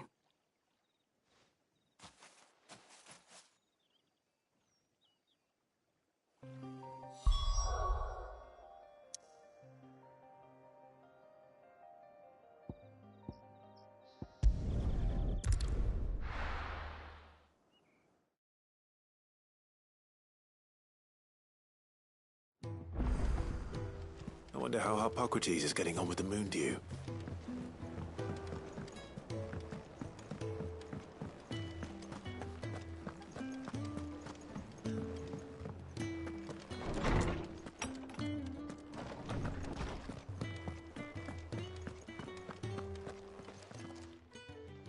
How's work on the shielding progressing, Hippocrates? Well, very well indeed. And thanks in no small part to your kind assistance. I was just explaining to Tarja how we might best go about preparing the moon dew. And now that we have all the ingredients, we may begin. You can count on me. I've mixed more than a few mysterious concoctions in my time. I'm sure you have. What about the shielding itself? Work is underway, under the watchful eyes of Bardolph and Obolus. Apparently, it'll be ready soon. Thank you. All of you. Right then. Jill, would you join me in the infirmary? Many hands make light work and all that. Of course.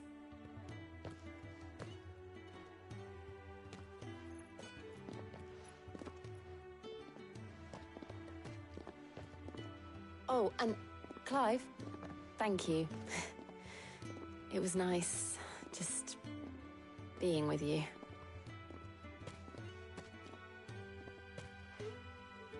It appears our work here is almost at an end.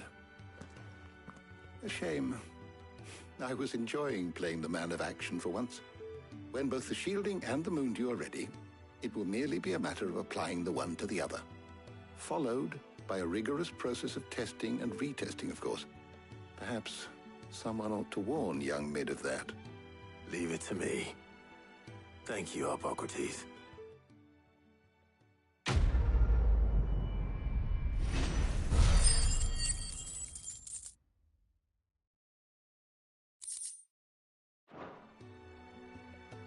Well, I better go and give Mid the good news then.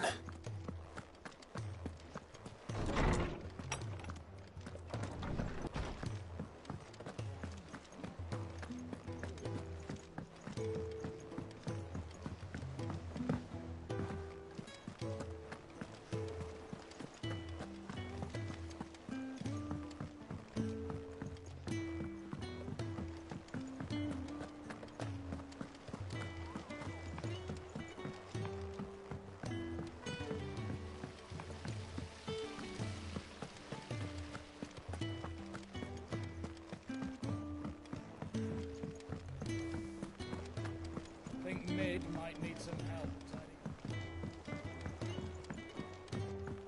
Teddy. Sorry to keep you waiting, Mid.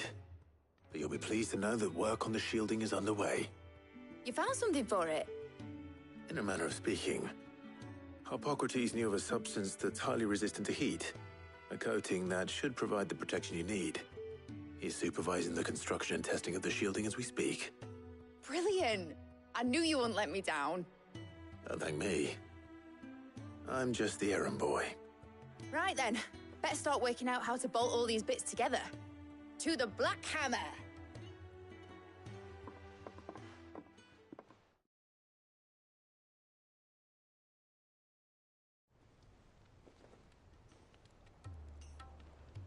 You know, when I got into the smithing game, I thought I'd be making swords and shields, not thermal bleeding didgeridoo-dahs.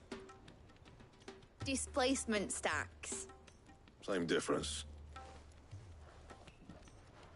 Whatever you call it, I ain't putting it together in here. It's cramped enough as it is. Let's take this outside. Mid, you get all the parts lined up on the deck. I'll take care of the rest. On my way! Oh, and bring me the biggest hammer you can find. This is gonna require some precision walloping.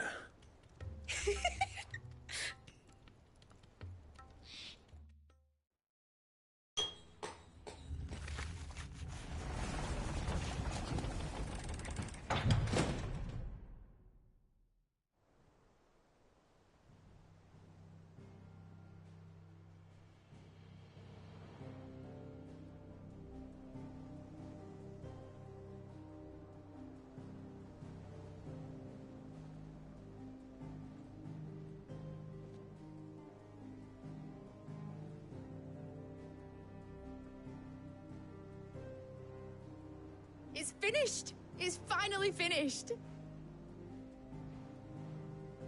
Thank fuck for that. I'll be feeling my hammer arm for weeks. Thank you, Clive, Blackthorn, everyone. That's one down and just 3 more to go. I'm sorry. Oh, didn't I tell you? The Enterprise has 4 mithril engines, and we'll be needing a displacement stack for each. You don't mean... Don't worry. Now they've got a finished one to work off, my gang in Canva can build the rest. Good luck to them, I say. Right, I'm off to get a sling for this elbow. Any other work comes in, keep it to yourselves, eh?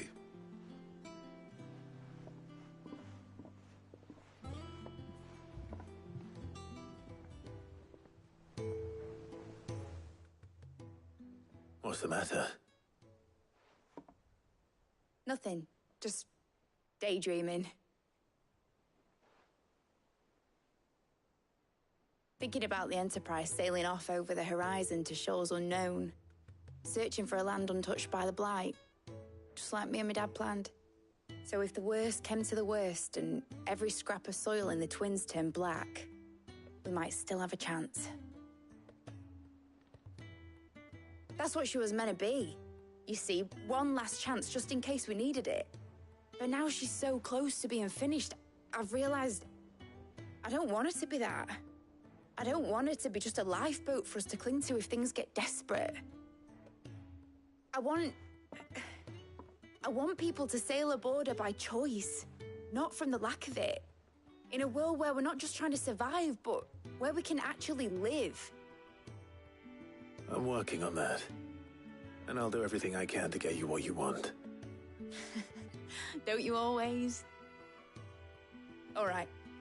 My mind's made up. As soon as the Enterprise is fit to sail, I'm putting her under your command.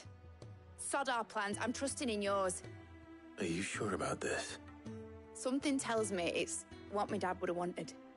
He'd be proud of you. You were gonna visit his grave, weren't you? I was. And you can come too now that your little project is finished. Right. There's just one thing I need to finish up first. Won't be a mo. All right. I'll let Otto know you're coming. Meet us in the mess when you're ready. Aye, aye, Captain.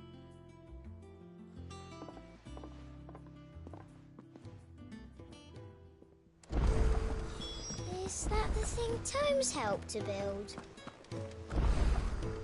He said it was some sort of... Mid told me she was building a ship. All right, Clive. Asterix. We'd finished sending half the hideaway traipsing across the Twins, has she? I swear, that girl'd do anything to put off visiting her old dad's grave. No excuses now, though, eh? Not quite. She said there was one final thing she had to take care of. I'm sure she'll be finished soon enough. She said that? In those words? She did, yes. Clive? Were you born yesterday or something? There is no thing. She'll probably be halfway to Canva by now. Mid. I might still be able to catch her.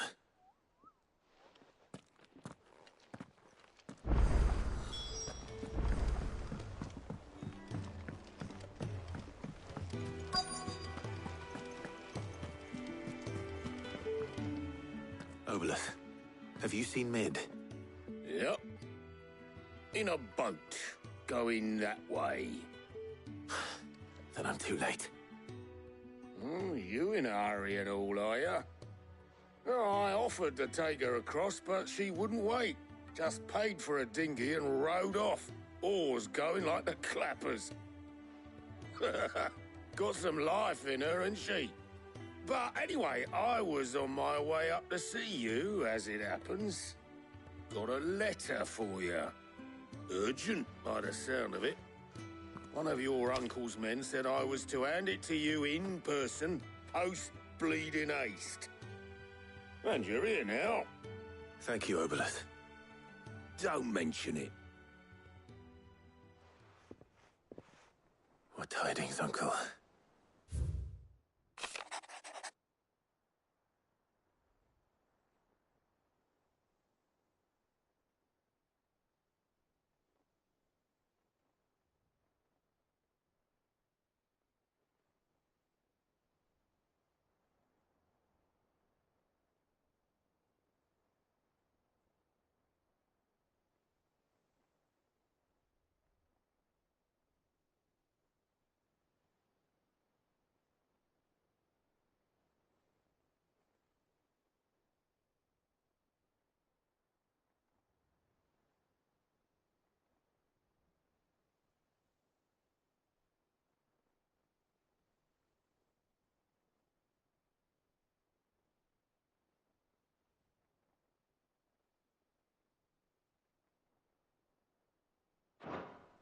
Trouble in Canva.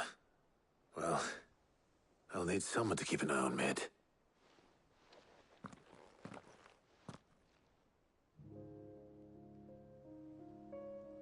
So what? Mid got us to do all the dirty work and then just sailed off into the sunset? It, seems that way. Well, nothing we can do about it now. But next time you plan on visiting Sid, you might want to tie her to something before you suggest it. Ah, don't be so hard on her. Gotta admit, the dirty work was kind of fun. Everyone pitching in, all that bollocks. Just like when we built this place. You're right. Anyway, we all set to head to the old hideaway. I could do with getting to Canva pretty sharpish. Wouldn't do to keep Lord Rosfield of the Seven High Houses waiting now, would it? Not after he asked for me personally. Gav will be leaving with me. Will you mind the place while we're gone? You can count on me. Just be sure to give Sid and the others my regards. All right. Oh, by the way, Jill will be joining us too. She's got some things to take care of, but she'll meet us there. I hope she's telling the truth at least.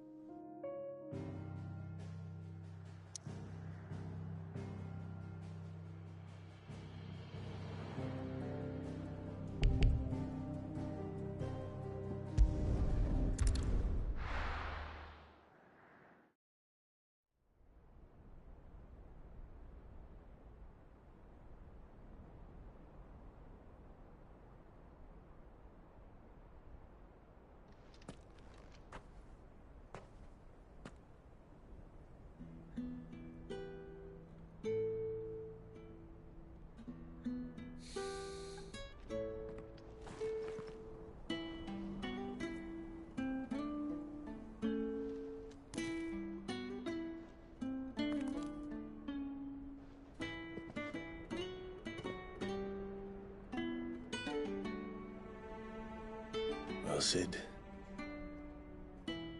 I remember what you told me. But if no one is listening to what you have to say, you may as well not say it.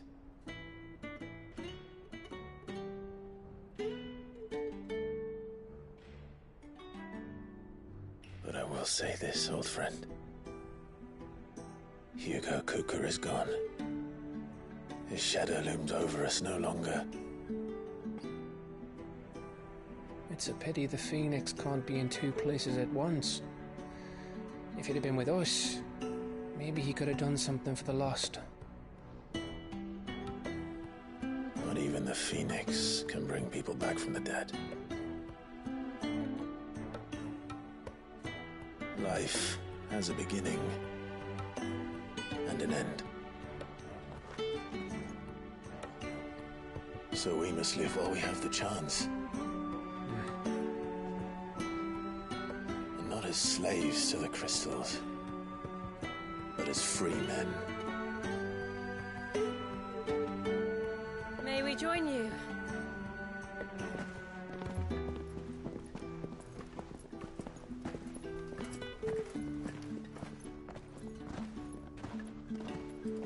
Lady Karen, what a pleasant surprise.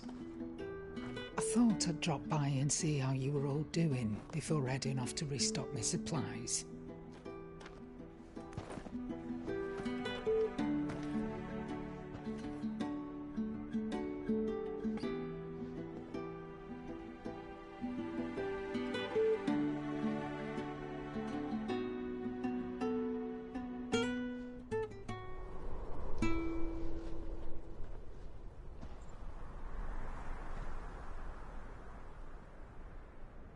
It wasn't the most scenic view back then, but it were never as bad as this.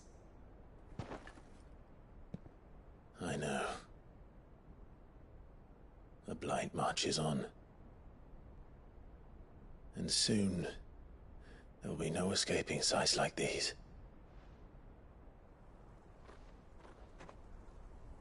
So our mission remains unchanged.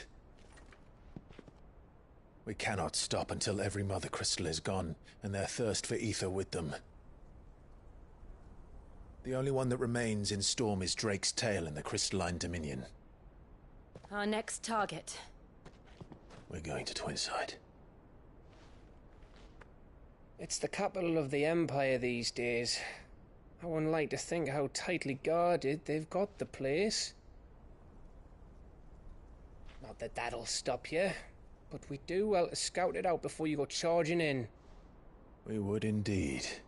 If you're off to the Dominion, you can take this great lump with you. Goods. Oh, I am sorry. Have you forgotten you're the most wanted man in the Twins? I thought you might like to disguise yourselves as the attendants of a travelling trader, assuming you've no better ideas. You wanted to buy yourself some tools, didn't you? Well, now's your chance. You're letting me go? With them? Oh, thanks, Nan! Stop that! You'll break me bones, you great galoot!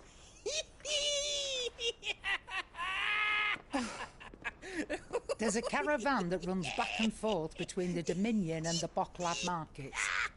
It's managed by the Merchants Guild. Just show them Goots' traders pass and you'll be on your way. It'll be a damn sight less risky than footing it the length of the Crystal Road. That's for sure. Thank you, Karen. And glad to have you with us, Goots. Okay then. I'll get me things and I'll meet yous there. See yous down in Bocklad. Get off! Me poor fingers! Jill, you're with me. Understood. And Gav? Already on my way, Captain. Be careful. Aren't I always?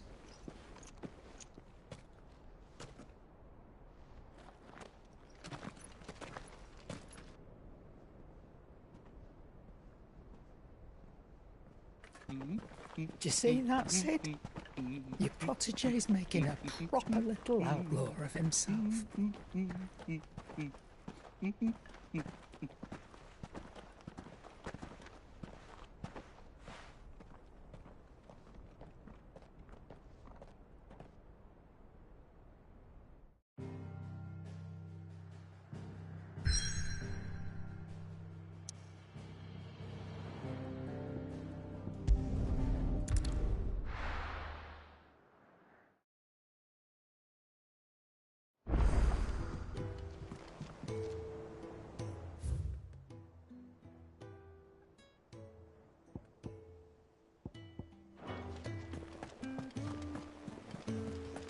Is that the thing Tomes helped to build? Mid told me she was building a ship.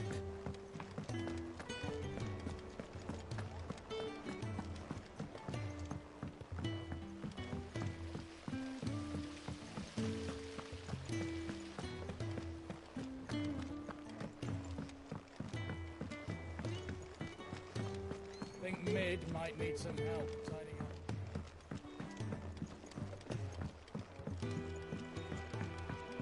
Well. Here, Sid.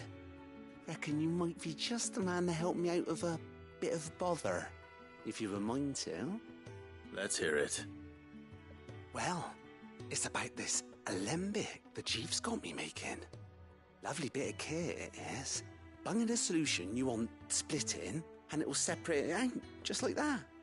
Problem is, it won't always get rid of all the impurities. And with some of the stuff we need it for, that ain't good enough. Which is why I've been looking for something to filter the liquid we'll be cooking off. And that's where I was hoping you could help me out. I imagine Ty could get some use out of this alembic too. Distilling medicines and the like. All right. Why not? Proper job! So what exactly do you need for this filter? Nothing but bomb ash'll do, says the chief. Gave me a sample she'd obtained from the university stores. Couldn't believe my eyes. You pour the blackest blight water through it, and it comes out clear as a mountain stream. So, I did a bit of reading about where I might be able to get hold of some. And do you know what I found out? It's only the blimmin' bones of a bomb king. They leave them behind when they die, see? I take it that's where I come in. If you wouldn't mind. I saw a billet on the hunt board for one just the other day. Would have gone myself, but, well, fighting dirty great balls of flame isn't exactly my forte. You, on the other hand... All right. I'll see what I can do. Thank you kindly. And good hunting, eh?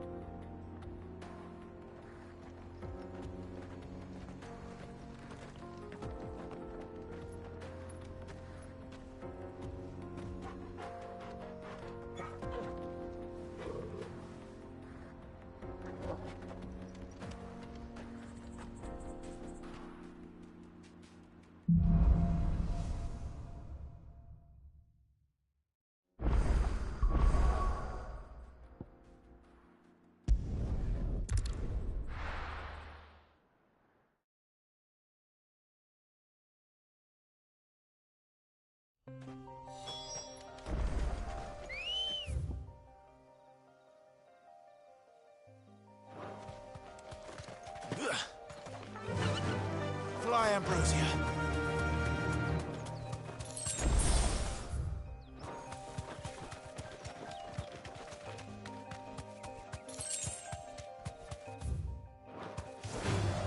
Time to fight.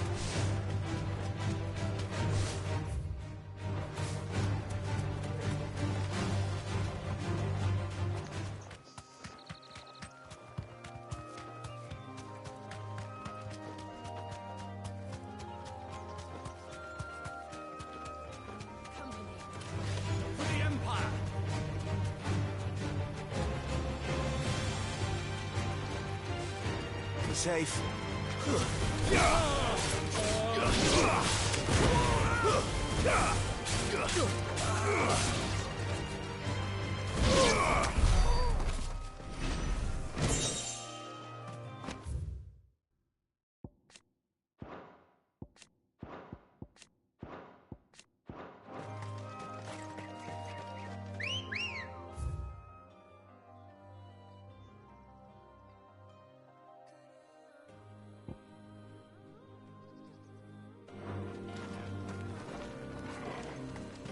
Good girl.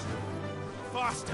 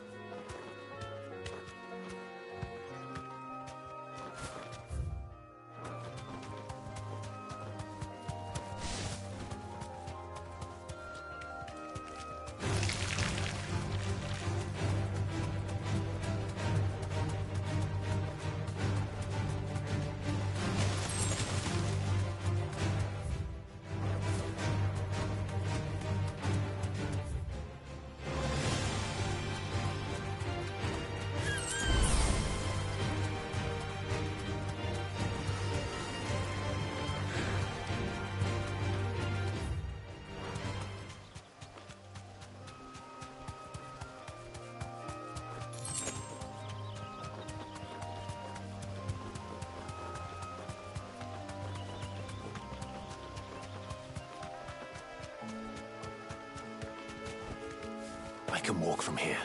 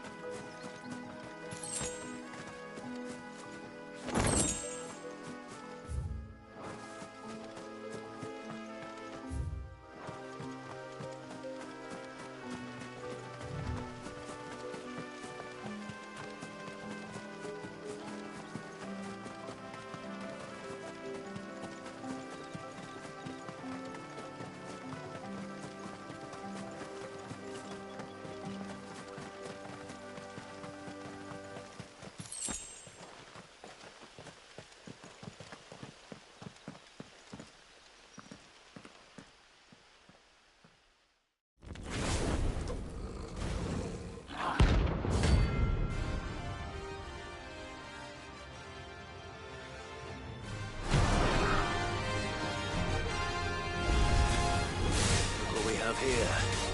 Greetings, Your Majesty.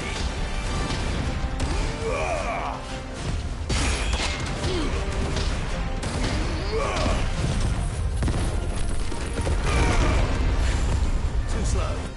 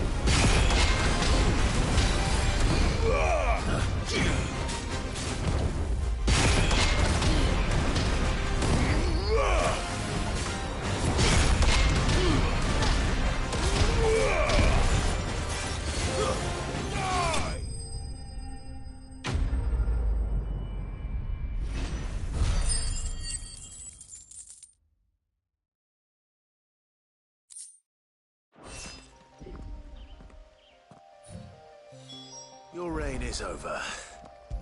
Now to collect the ash. This looks like the stuff. Let's see if there's any more.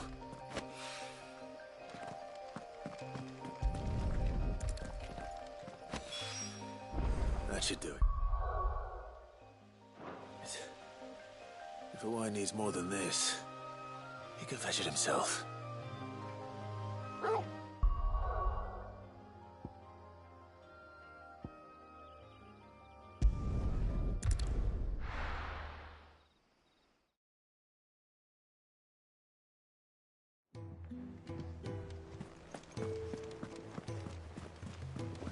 Is that the thing Tomes helped to build? Mid told me she was building a ship.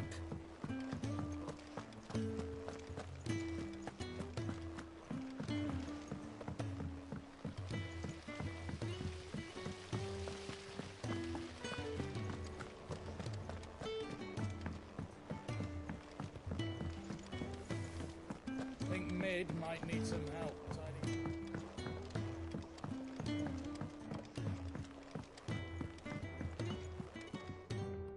All right there, Sid? How's that hunt for the bomb ash going? I have it here.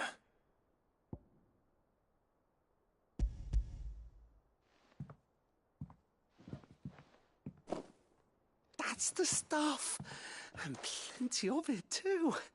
Enough to keep the Olympic bubbling away for a good old while. You're a gent, Sid. Let none say otherwise. Right then. Let's get this contraption up and running.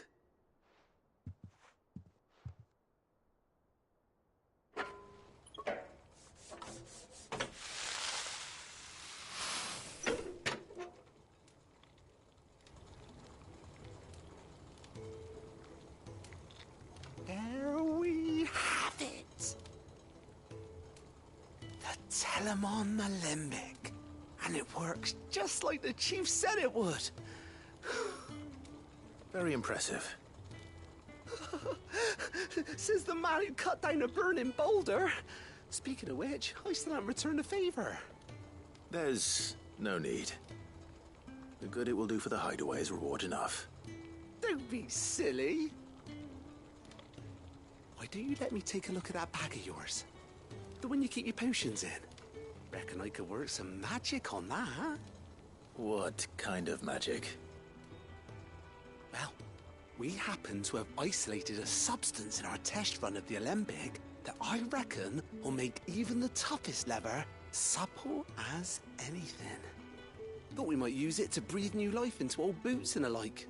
Save the hideaway a few gil. Ah, I reckon if we slap a bit on your bag, it'll loosen it up enough for you to squeeze in a bottle or two more. Well, it can't hurt to try, I suppose. That's the spirit. Leave it with me. I'll only be a mo.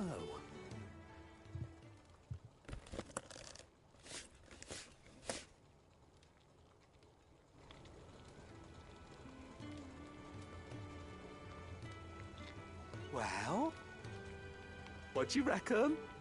It certainly feels more flexible. Right? Told you. Thank you. I think.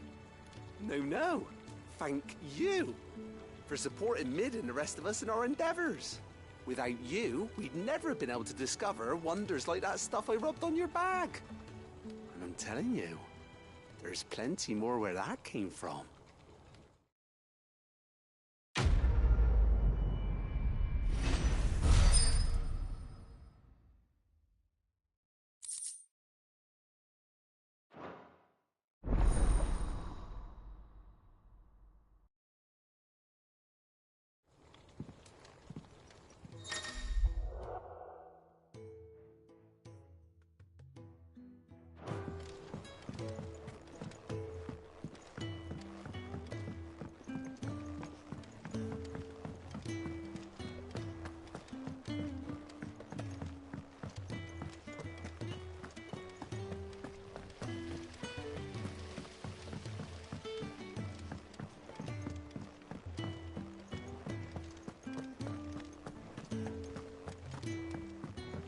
Mid told me she was building a ship.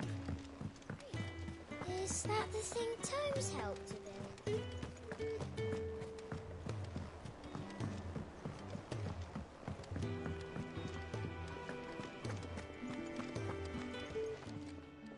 And what can I do for you?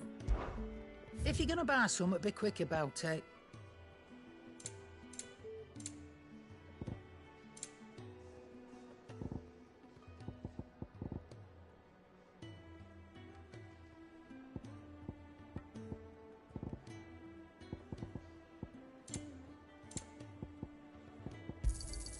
It'd better all be here. You'll not find a better price than that. You're rubbing me blind, you know. You'll not find a better price than that.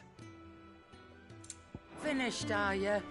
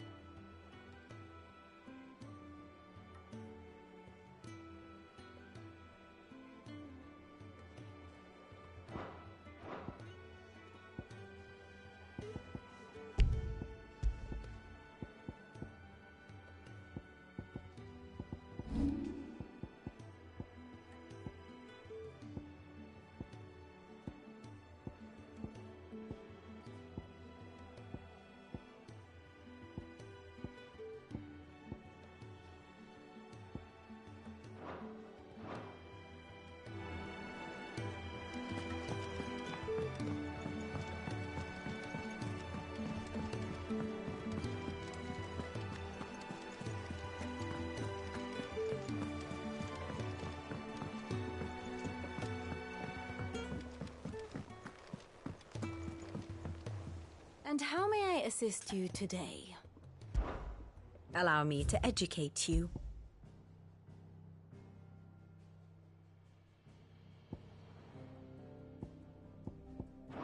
One must understand one's place in the world. Thus ends today's lesson.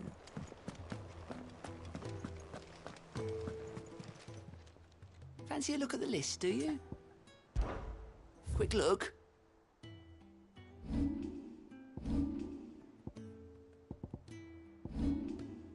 Always something in there.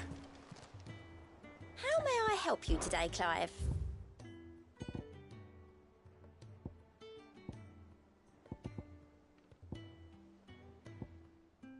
All done?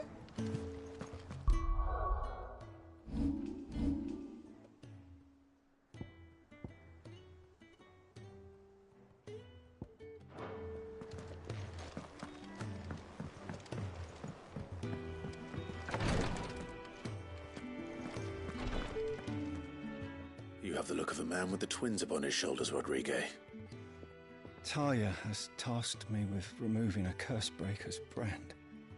But it's my first time, and I don't think I can do it. I'm afraid of what happens if I fail. You survived, I know, but here as many die as recover. Is it really worth the risk? You don't need me to answer that. You know full well what we're fighting for. I hope as much as you that one day bearers can walk among others as equals. But until that day, a brand is a burden, and we must lift that burden in order to go undetected. The operation may be dangerous, but it's also essential, and we undergo it willingly. I know. I still wish there was some other way. But griping about my lot helps no one, I suppose. Don't worry. I'll do what must be done. I know you will. Unfortunately, the first thing that needs doing is the preparation of a draft to dull the pain. Something I can't do with the infirmary's ammonia supply so low. What few leaves we have would barely be enough for removing a splinter, let alone a brand. Just tell me what you need. You'll go? Oh, thank you. No one knows Herblord like Taya, and she swears by ammonia for easing pain. It's simple enough to find, if you know where to look. And fortunately for you, I do. Along the river near the village of Amber over in Rosaria. Just search for the bright blue blossoms.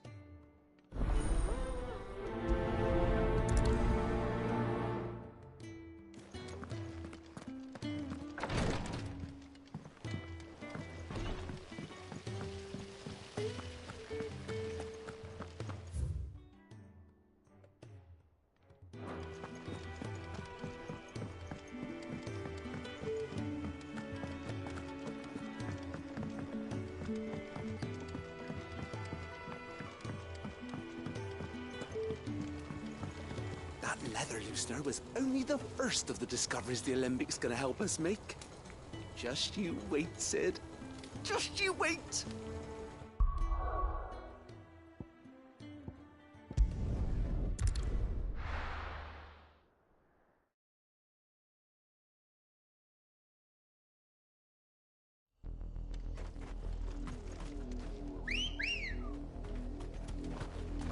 Come on. Fly, Ambrosia. The river was easy enough to find.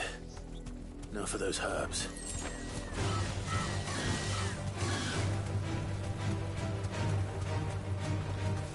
Thanks, Gal.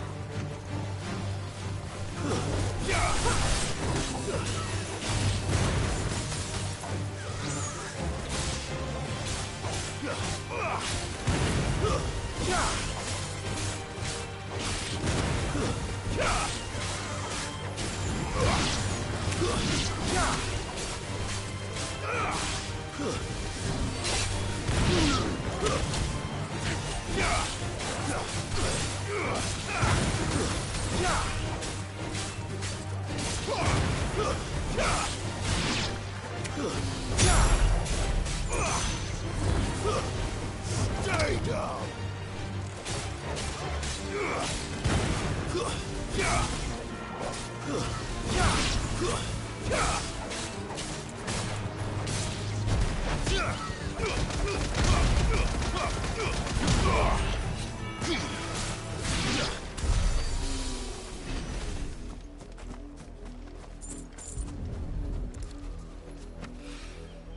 This is the only plant around here with blue flowers.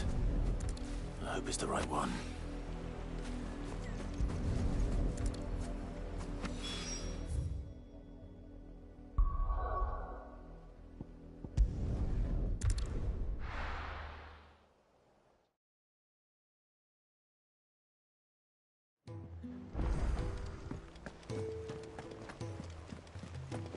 Is that the thing Tomes helped to build?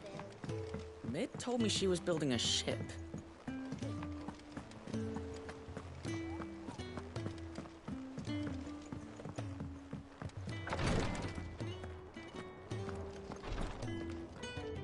I hope you didn't have too much trouble finding the ammonia. Only the usual. Oh, yes. This is it. And more than I was expecting. I dare say the patient won't feel a thing. That is, unless I... You'll do fine. Tyre trusts you, which means I trust you. The hideaway would be lost without skilled physicers like yourself. Thank you for the kind words. Truly. But I'm sorry. I'm still terrified.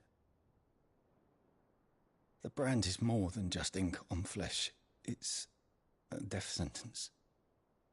Milk of the wyvern tail lurking just below the surface of the skin. One ill-conceived incision, a single slip, and the poison fouls the patient's blood. Failure means death, and even success means tremendous pain. Days of agony as the wound heals. I became a physiker to help people, not to kill them. I don't want to kill anyone.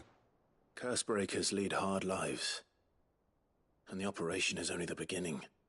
They toil in the shadows, risking life and limb, knowing their efforts will win them neither glory nor acclaim.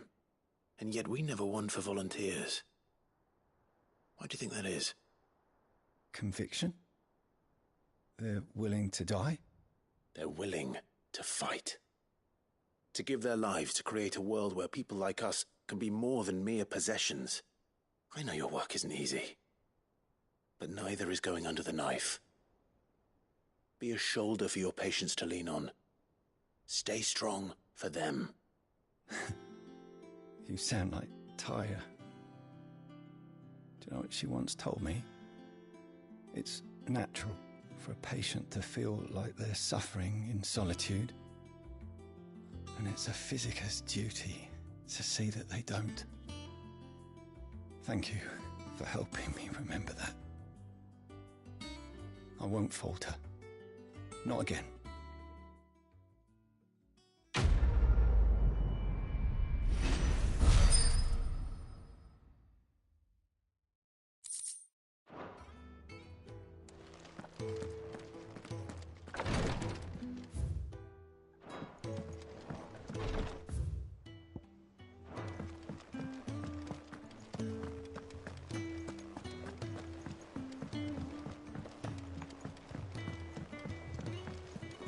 Is that the thing Tomes helped?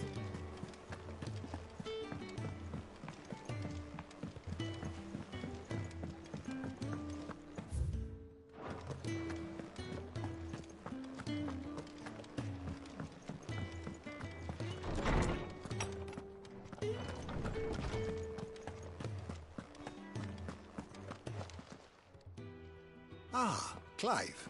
A moment, if I may. You'll be pleased to hear that I've completed another volume.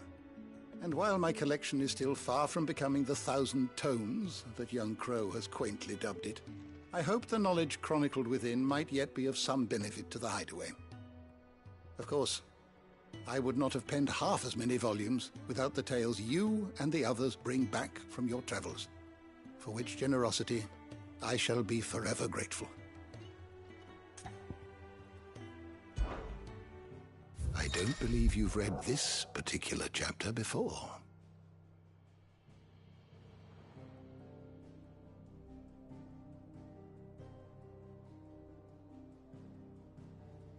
I have a few new notes that might interest you.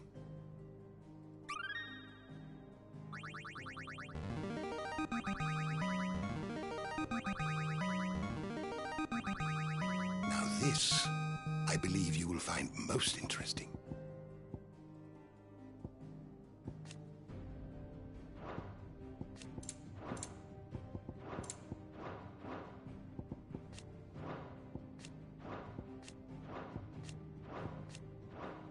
You wish to study the tomes?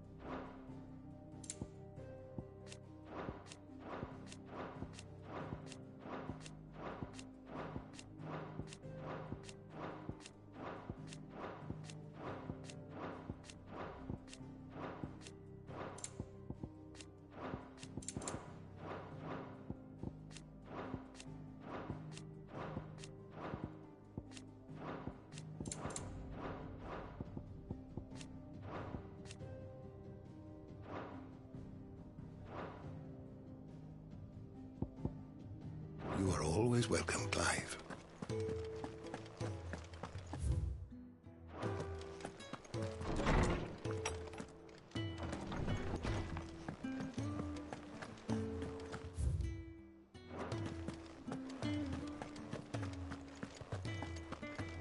He cracked the crystal too?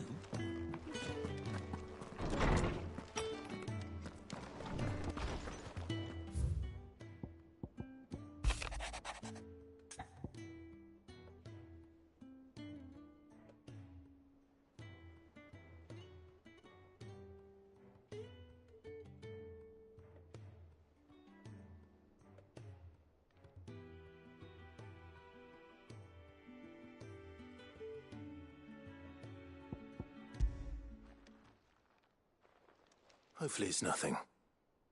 But I should speak to Blackthorn just in case.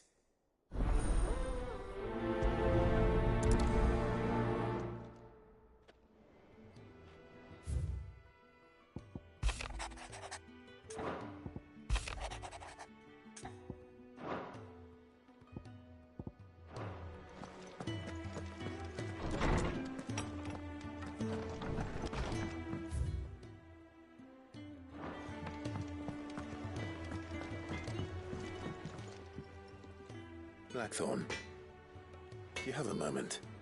Not really, no. This won't take long. I just wanted to ask how you're getting on. August was worried about you, that you might still be doubting your craft, even after learning the trick of that cuirass.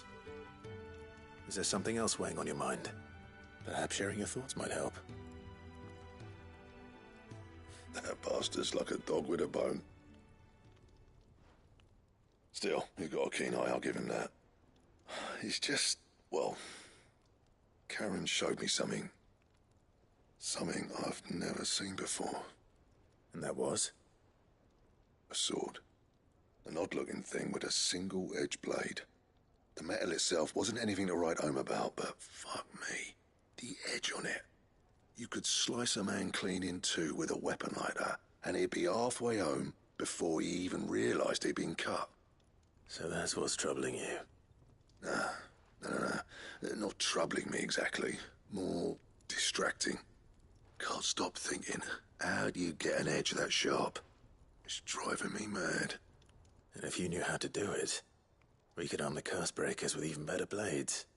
That's about the size of it, yeah. I'll see what I can find out. Sharper swords are always welcome. And we can't have our master blacksmith being distracted. You're a soft touch, you know that. But I can't say I'm not grateful for it. Good luck, eh? Thank you. Let's see what Karen knows about this sword.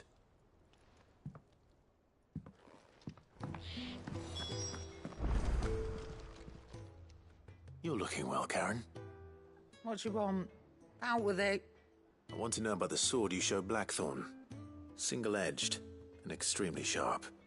Running around after him again, are you? I suppose I am, yes. But I need to help him find out how to work an edge like that. It's driving him to distraction. Little wonder, I suppose. There's not many like that make it as far as the twins, and those that do go straight into private collections. Which made it nice and easy finding a buyer. Can you tell me who bought it? Where is it now? You think I tell people who my clients are? Suppose you're not likely to go nicking him off me, are you now? Fine. If you stop mooning at me like that. Lord Ignac's the man you want. Dalmekian bloke. Collects weapons and the like. And he's got more money than sense, which is why he's one of my favourite clients. Reckon he'll still be at the inn in Dalamil, where I left him. Thank you, Karen. Oh. And he's a touch eccentric. If you take my meaning. I appreciate the warning.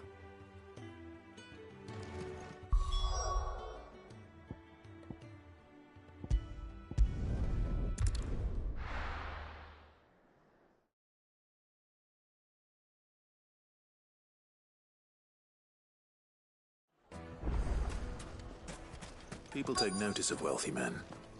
Shouldn't be too hard to track down Karen's collector. They say Drake's Fang is gone. The whole Mother Crystal gone. What are we gonna do?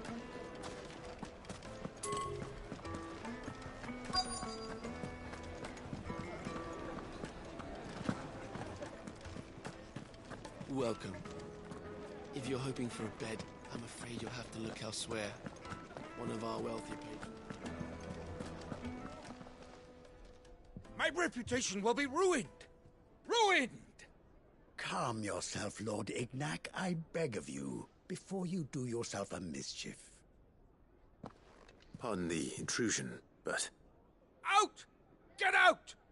I paid for these rooms so I wouldn't be disturbed. Leave me be! Please, allow me to apologize. His lordship is going through a difficult time, and he's never been fond of guests arriving unannounced. Radim! Get rid of the filthy oaf this instant! Very good, Lord Ignac. Would you mind stepping outside for a moment?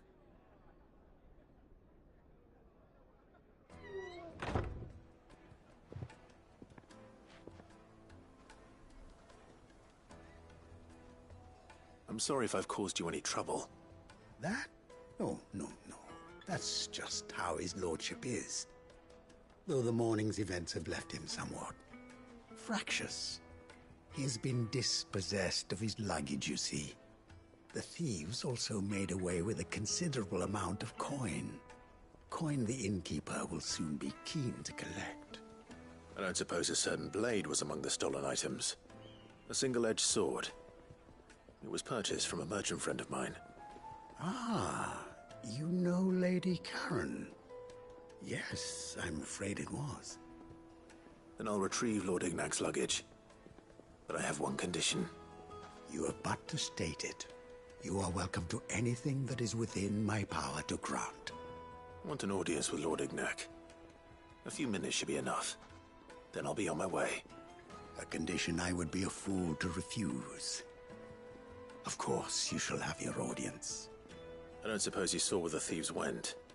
I did not, no. Though some discreet inquiries made on his lordship's behalf mean that I know where you might find them. The bandit's bed. Every ill-gotten coin in Dalamil is said to pass through that disreputable corner of the Valcroy. And that's where I'm heading. I shall speak to Lord Ignac in your absence, and arrange for an audience upon your triumphant return. That will be very kind of you. Farewell, and best of luck.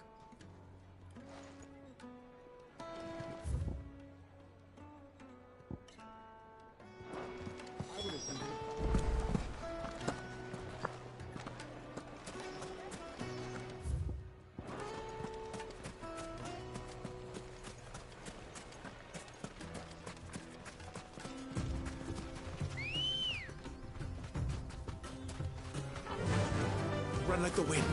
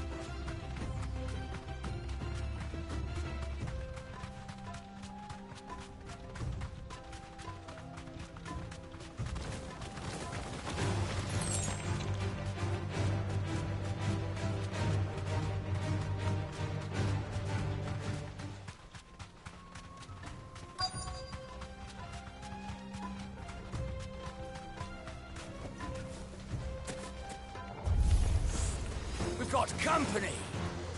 Come on, lads, let's tear the bastard's head off!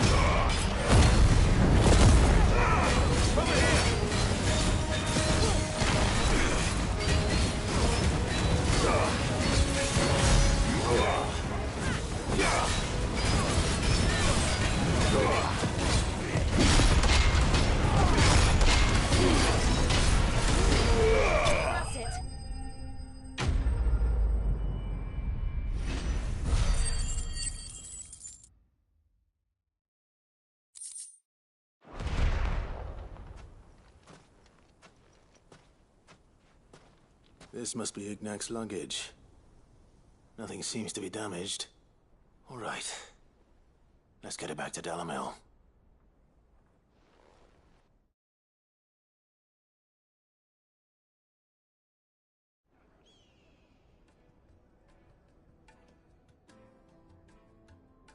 I hear I have you to thank for the return of my effects.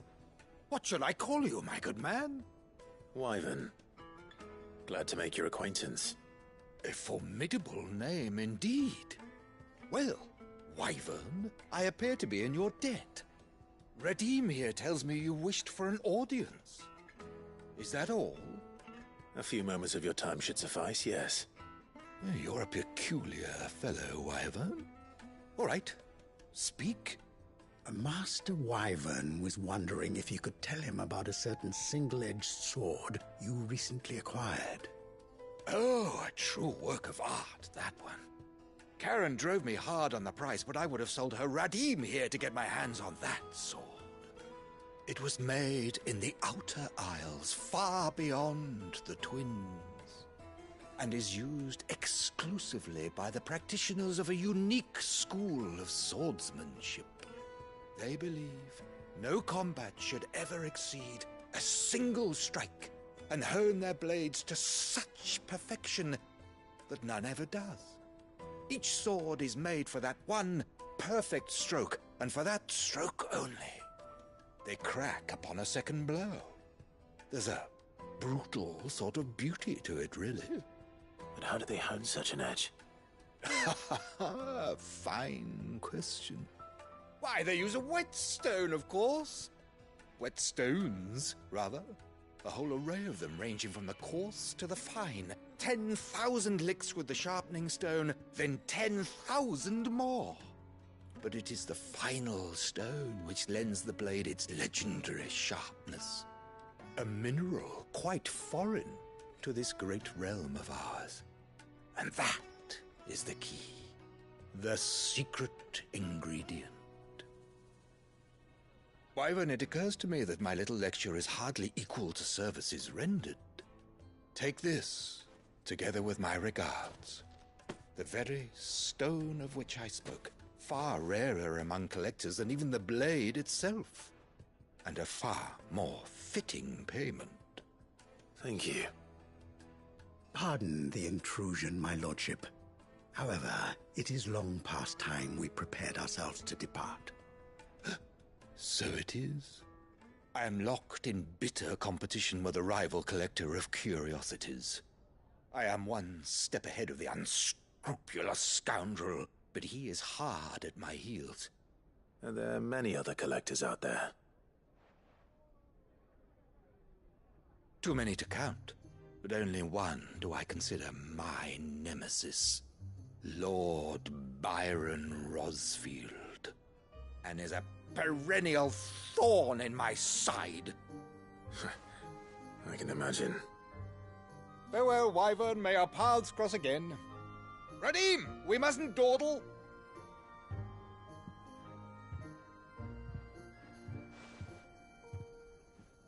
I think his lordship is rather taken with you, Master Wyvern. Thank you again for your assistance. Coming, my lordship. I'll be right there.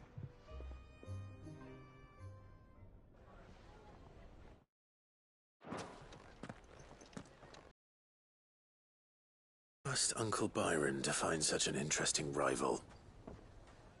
Now, let's see what Blackthorn makes of this whetstone, shall we?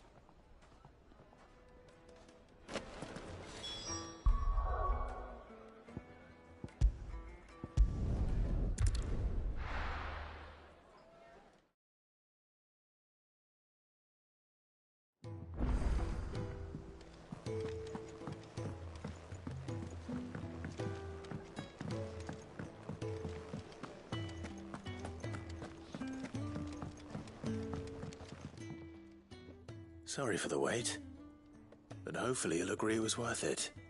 You learned something about that sword, then? I did better than that.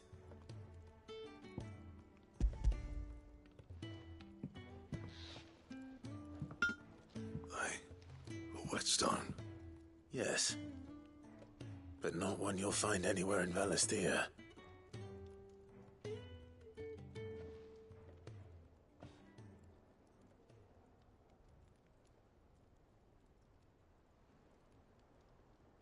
No wonder I couldn't get the same finish on the grinding wheel. One hit and all done, eh? Might not be so bad if all you ever fought were duels. Good luck on the battlefield. Your second opponent would be your last, no matter how good you were. Even so, is there some way it could be used to give the Curse Breakers an edge? I think so, yeah. With this whetstone and the right kind of steel, I could probably even make a twin of the blade that rattled me. But there'd be no replacing this little rock once I worn it down to a sliver. I reckon we get a dozen swords from it, if that. Swords that the Curse Breakers wouldn't know how to wield properly, and that would see them through a single fire piece. Nah, no point trying to copy that thing. Be about as much use as a wax anvil.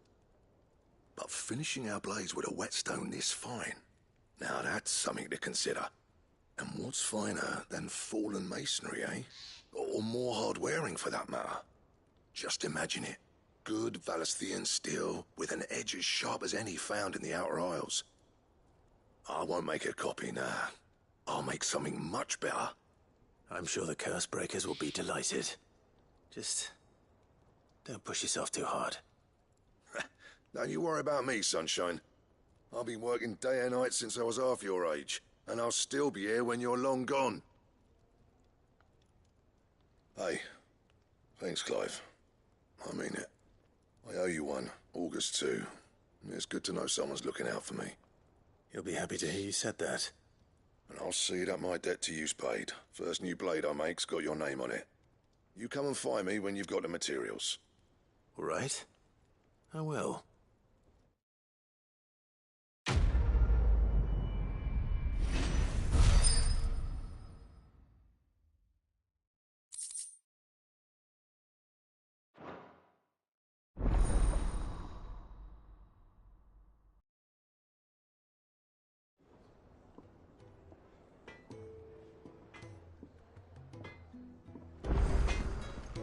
What do you need? Not saying fortune, do you?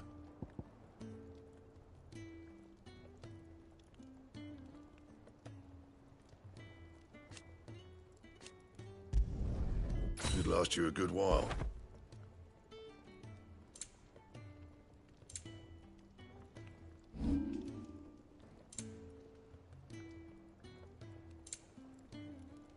And?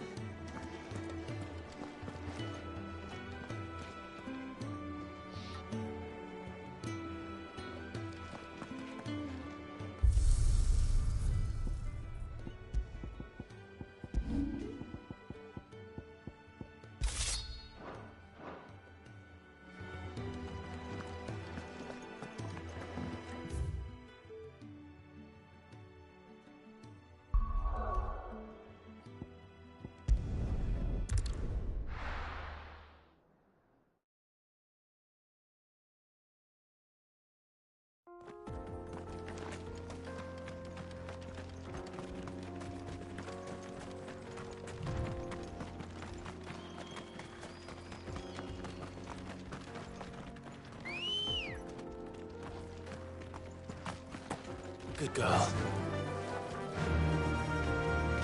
Faster!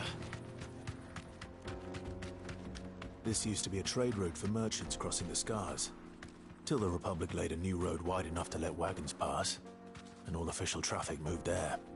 Leaving this one for those living outside the law. Indeed. I doubt we'll be the only outlaws on the trail today.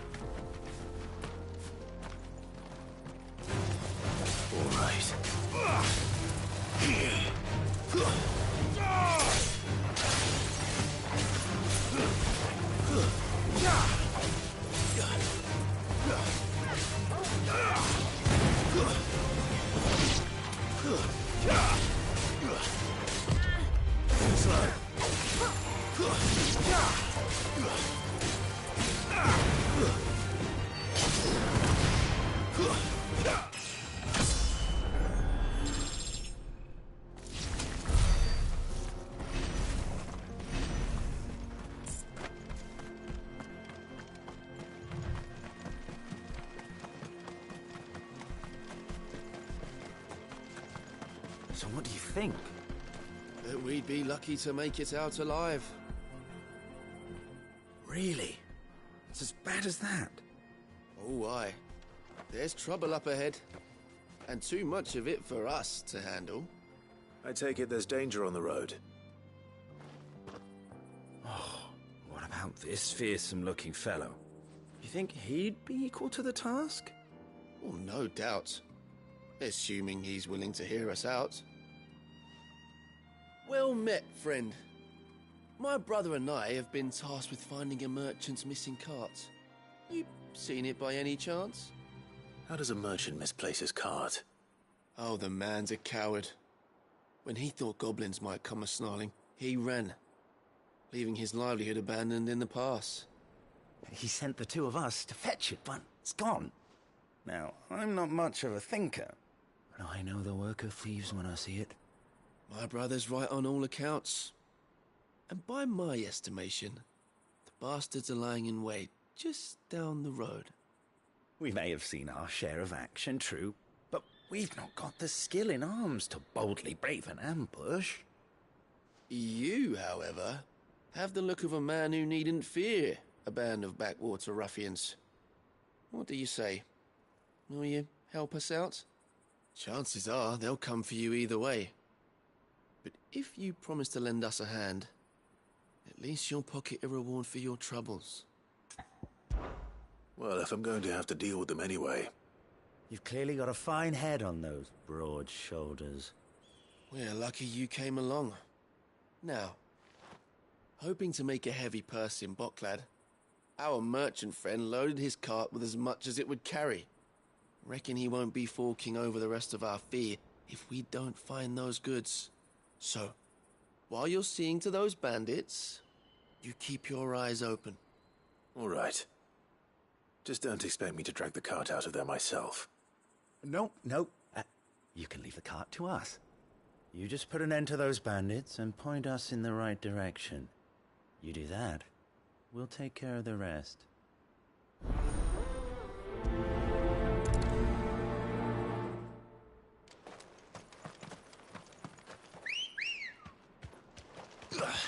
Come on. Fly, Ambrosia. I'm not sure I trust those two. But if there are bandits lying in wait, I should probably take care of them. Look lively, you lot. We've got guests.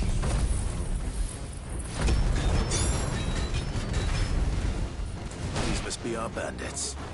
And if you ever want to see it again, pay the toll.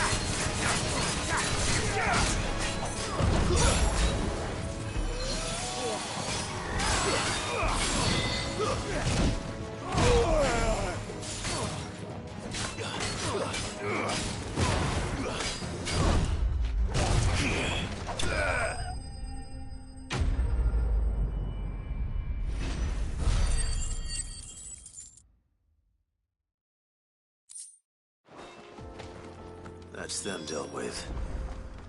Now, where's that cart?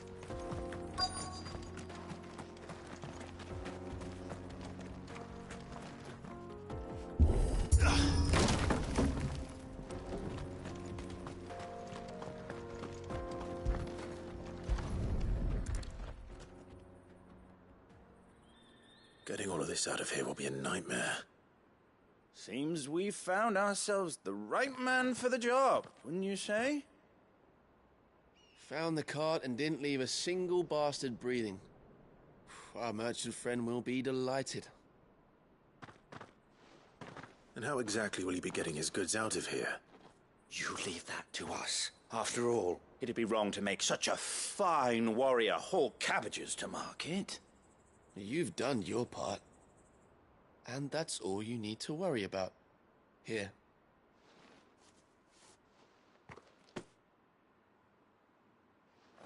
It's been a pleasure. Now piss off. There's no need to be so rude, brother. What if we want his help again next time?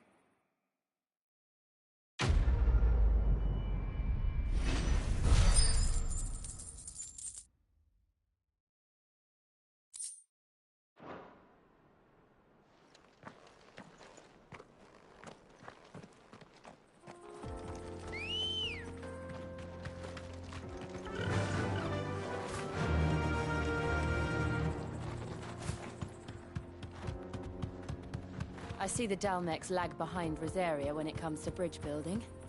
The fallen ruin should hold, at least. The path continues on the other side.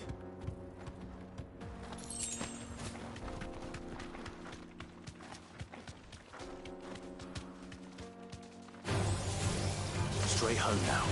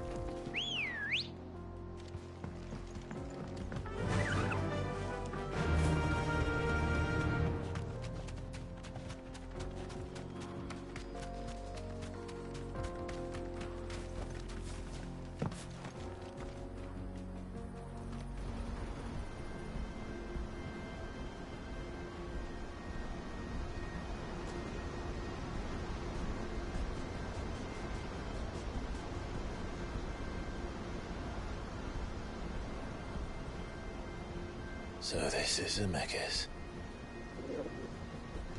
The land of the gods. It's even more impressive than I imagined. I remember being captivated by the story as a child. Long, long ago, man was overcome by avarice and challenged the gods in a bid to win their power. The final battle took place here, at these falls. Or so the legend goes.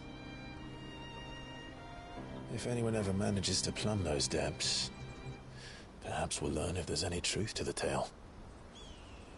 That the gods emerged victorious and punished man for his defiance by visiting upon him 2 curses. Dominance and bearers. To tell the truth, I always thought it strange that the dominant and their icons were deemed a curse. Back home, the dominant inherited the throne. They were admired and exalted, not spurned. Whenever I got to that part of the story, I always assumed there must be something I'd misunderstood. You had a lot of storybooks, didn't you? In your room, I mean. When we were young. The old legends were always my favorites. Epic battles between gods and men. Father encouraged me to read as much as I could. He thought it good for my education. You really were a boy like any other, weren't you?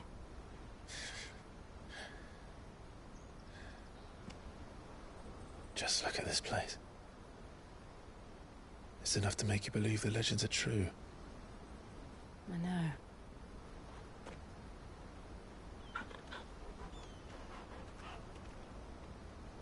We're not far from Boklad. The road will be busier up ahead.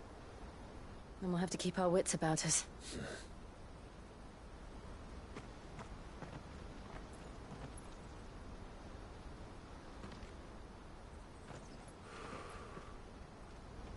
Clive? Something wrong? Nothing. It's nothing.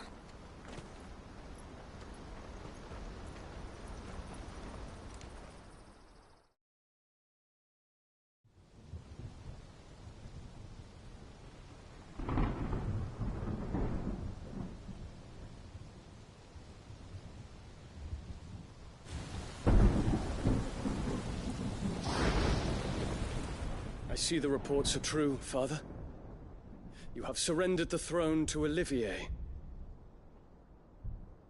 I have. Emperor Olivier shall rebuild the Holy Empire of Sanbreque.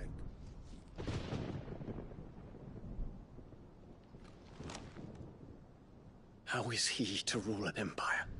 He is but a boy. I shall advise him until he comes of age. Father, please. Or for as long as I am able.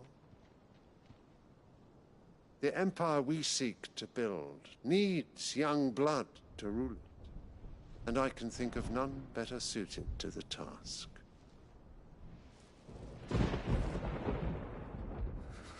There is other news, Dion.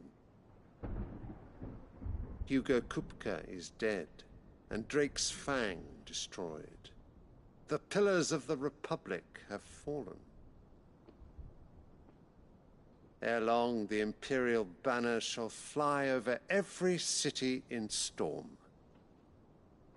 And then, Valisthea. All shall bow before their Emperor. Father, these are the words of a tyrant. They are the words of a god. The Emperor whom I gladly serve. Great Greeker, made flesh.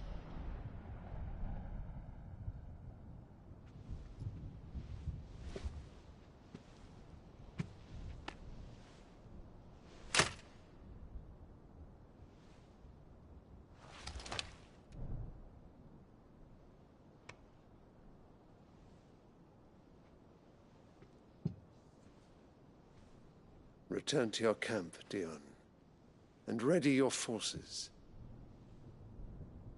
It is time to show the world the true power of Sanbreque.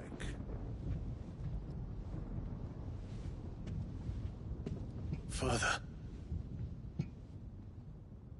I find you much changed. Is this truly the path you wish to tread? Or are these the ambitions of another? Of Ultima, perhaps? What nonsense is this?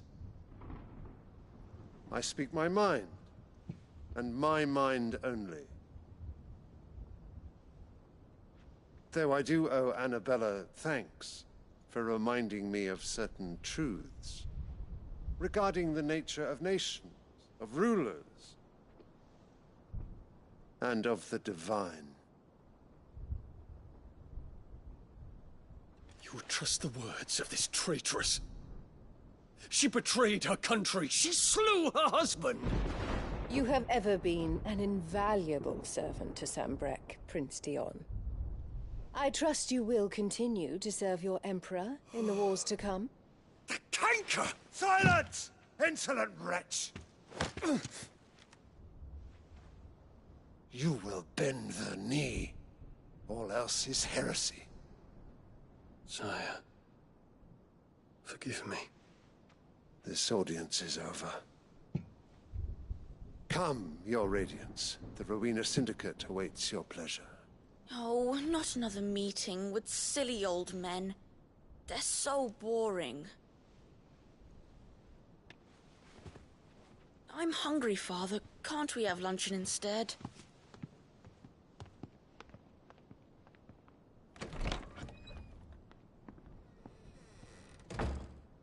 Does it pain you that you will not inherit your father's throne?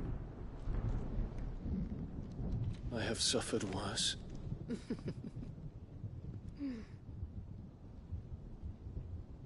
Count your blessings, Dion.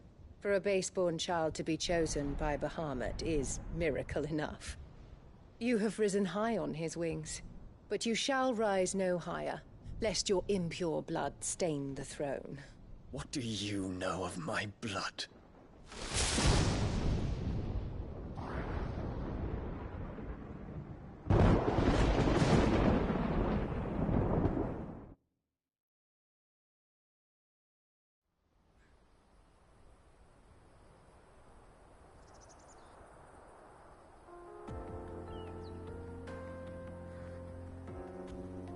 The Boklab markets are to the north. We just need to hug the coast. Ugh.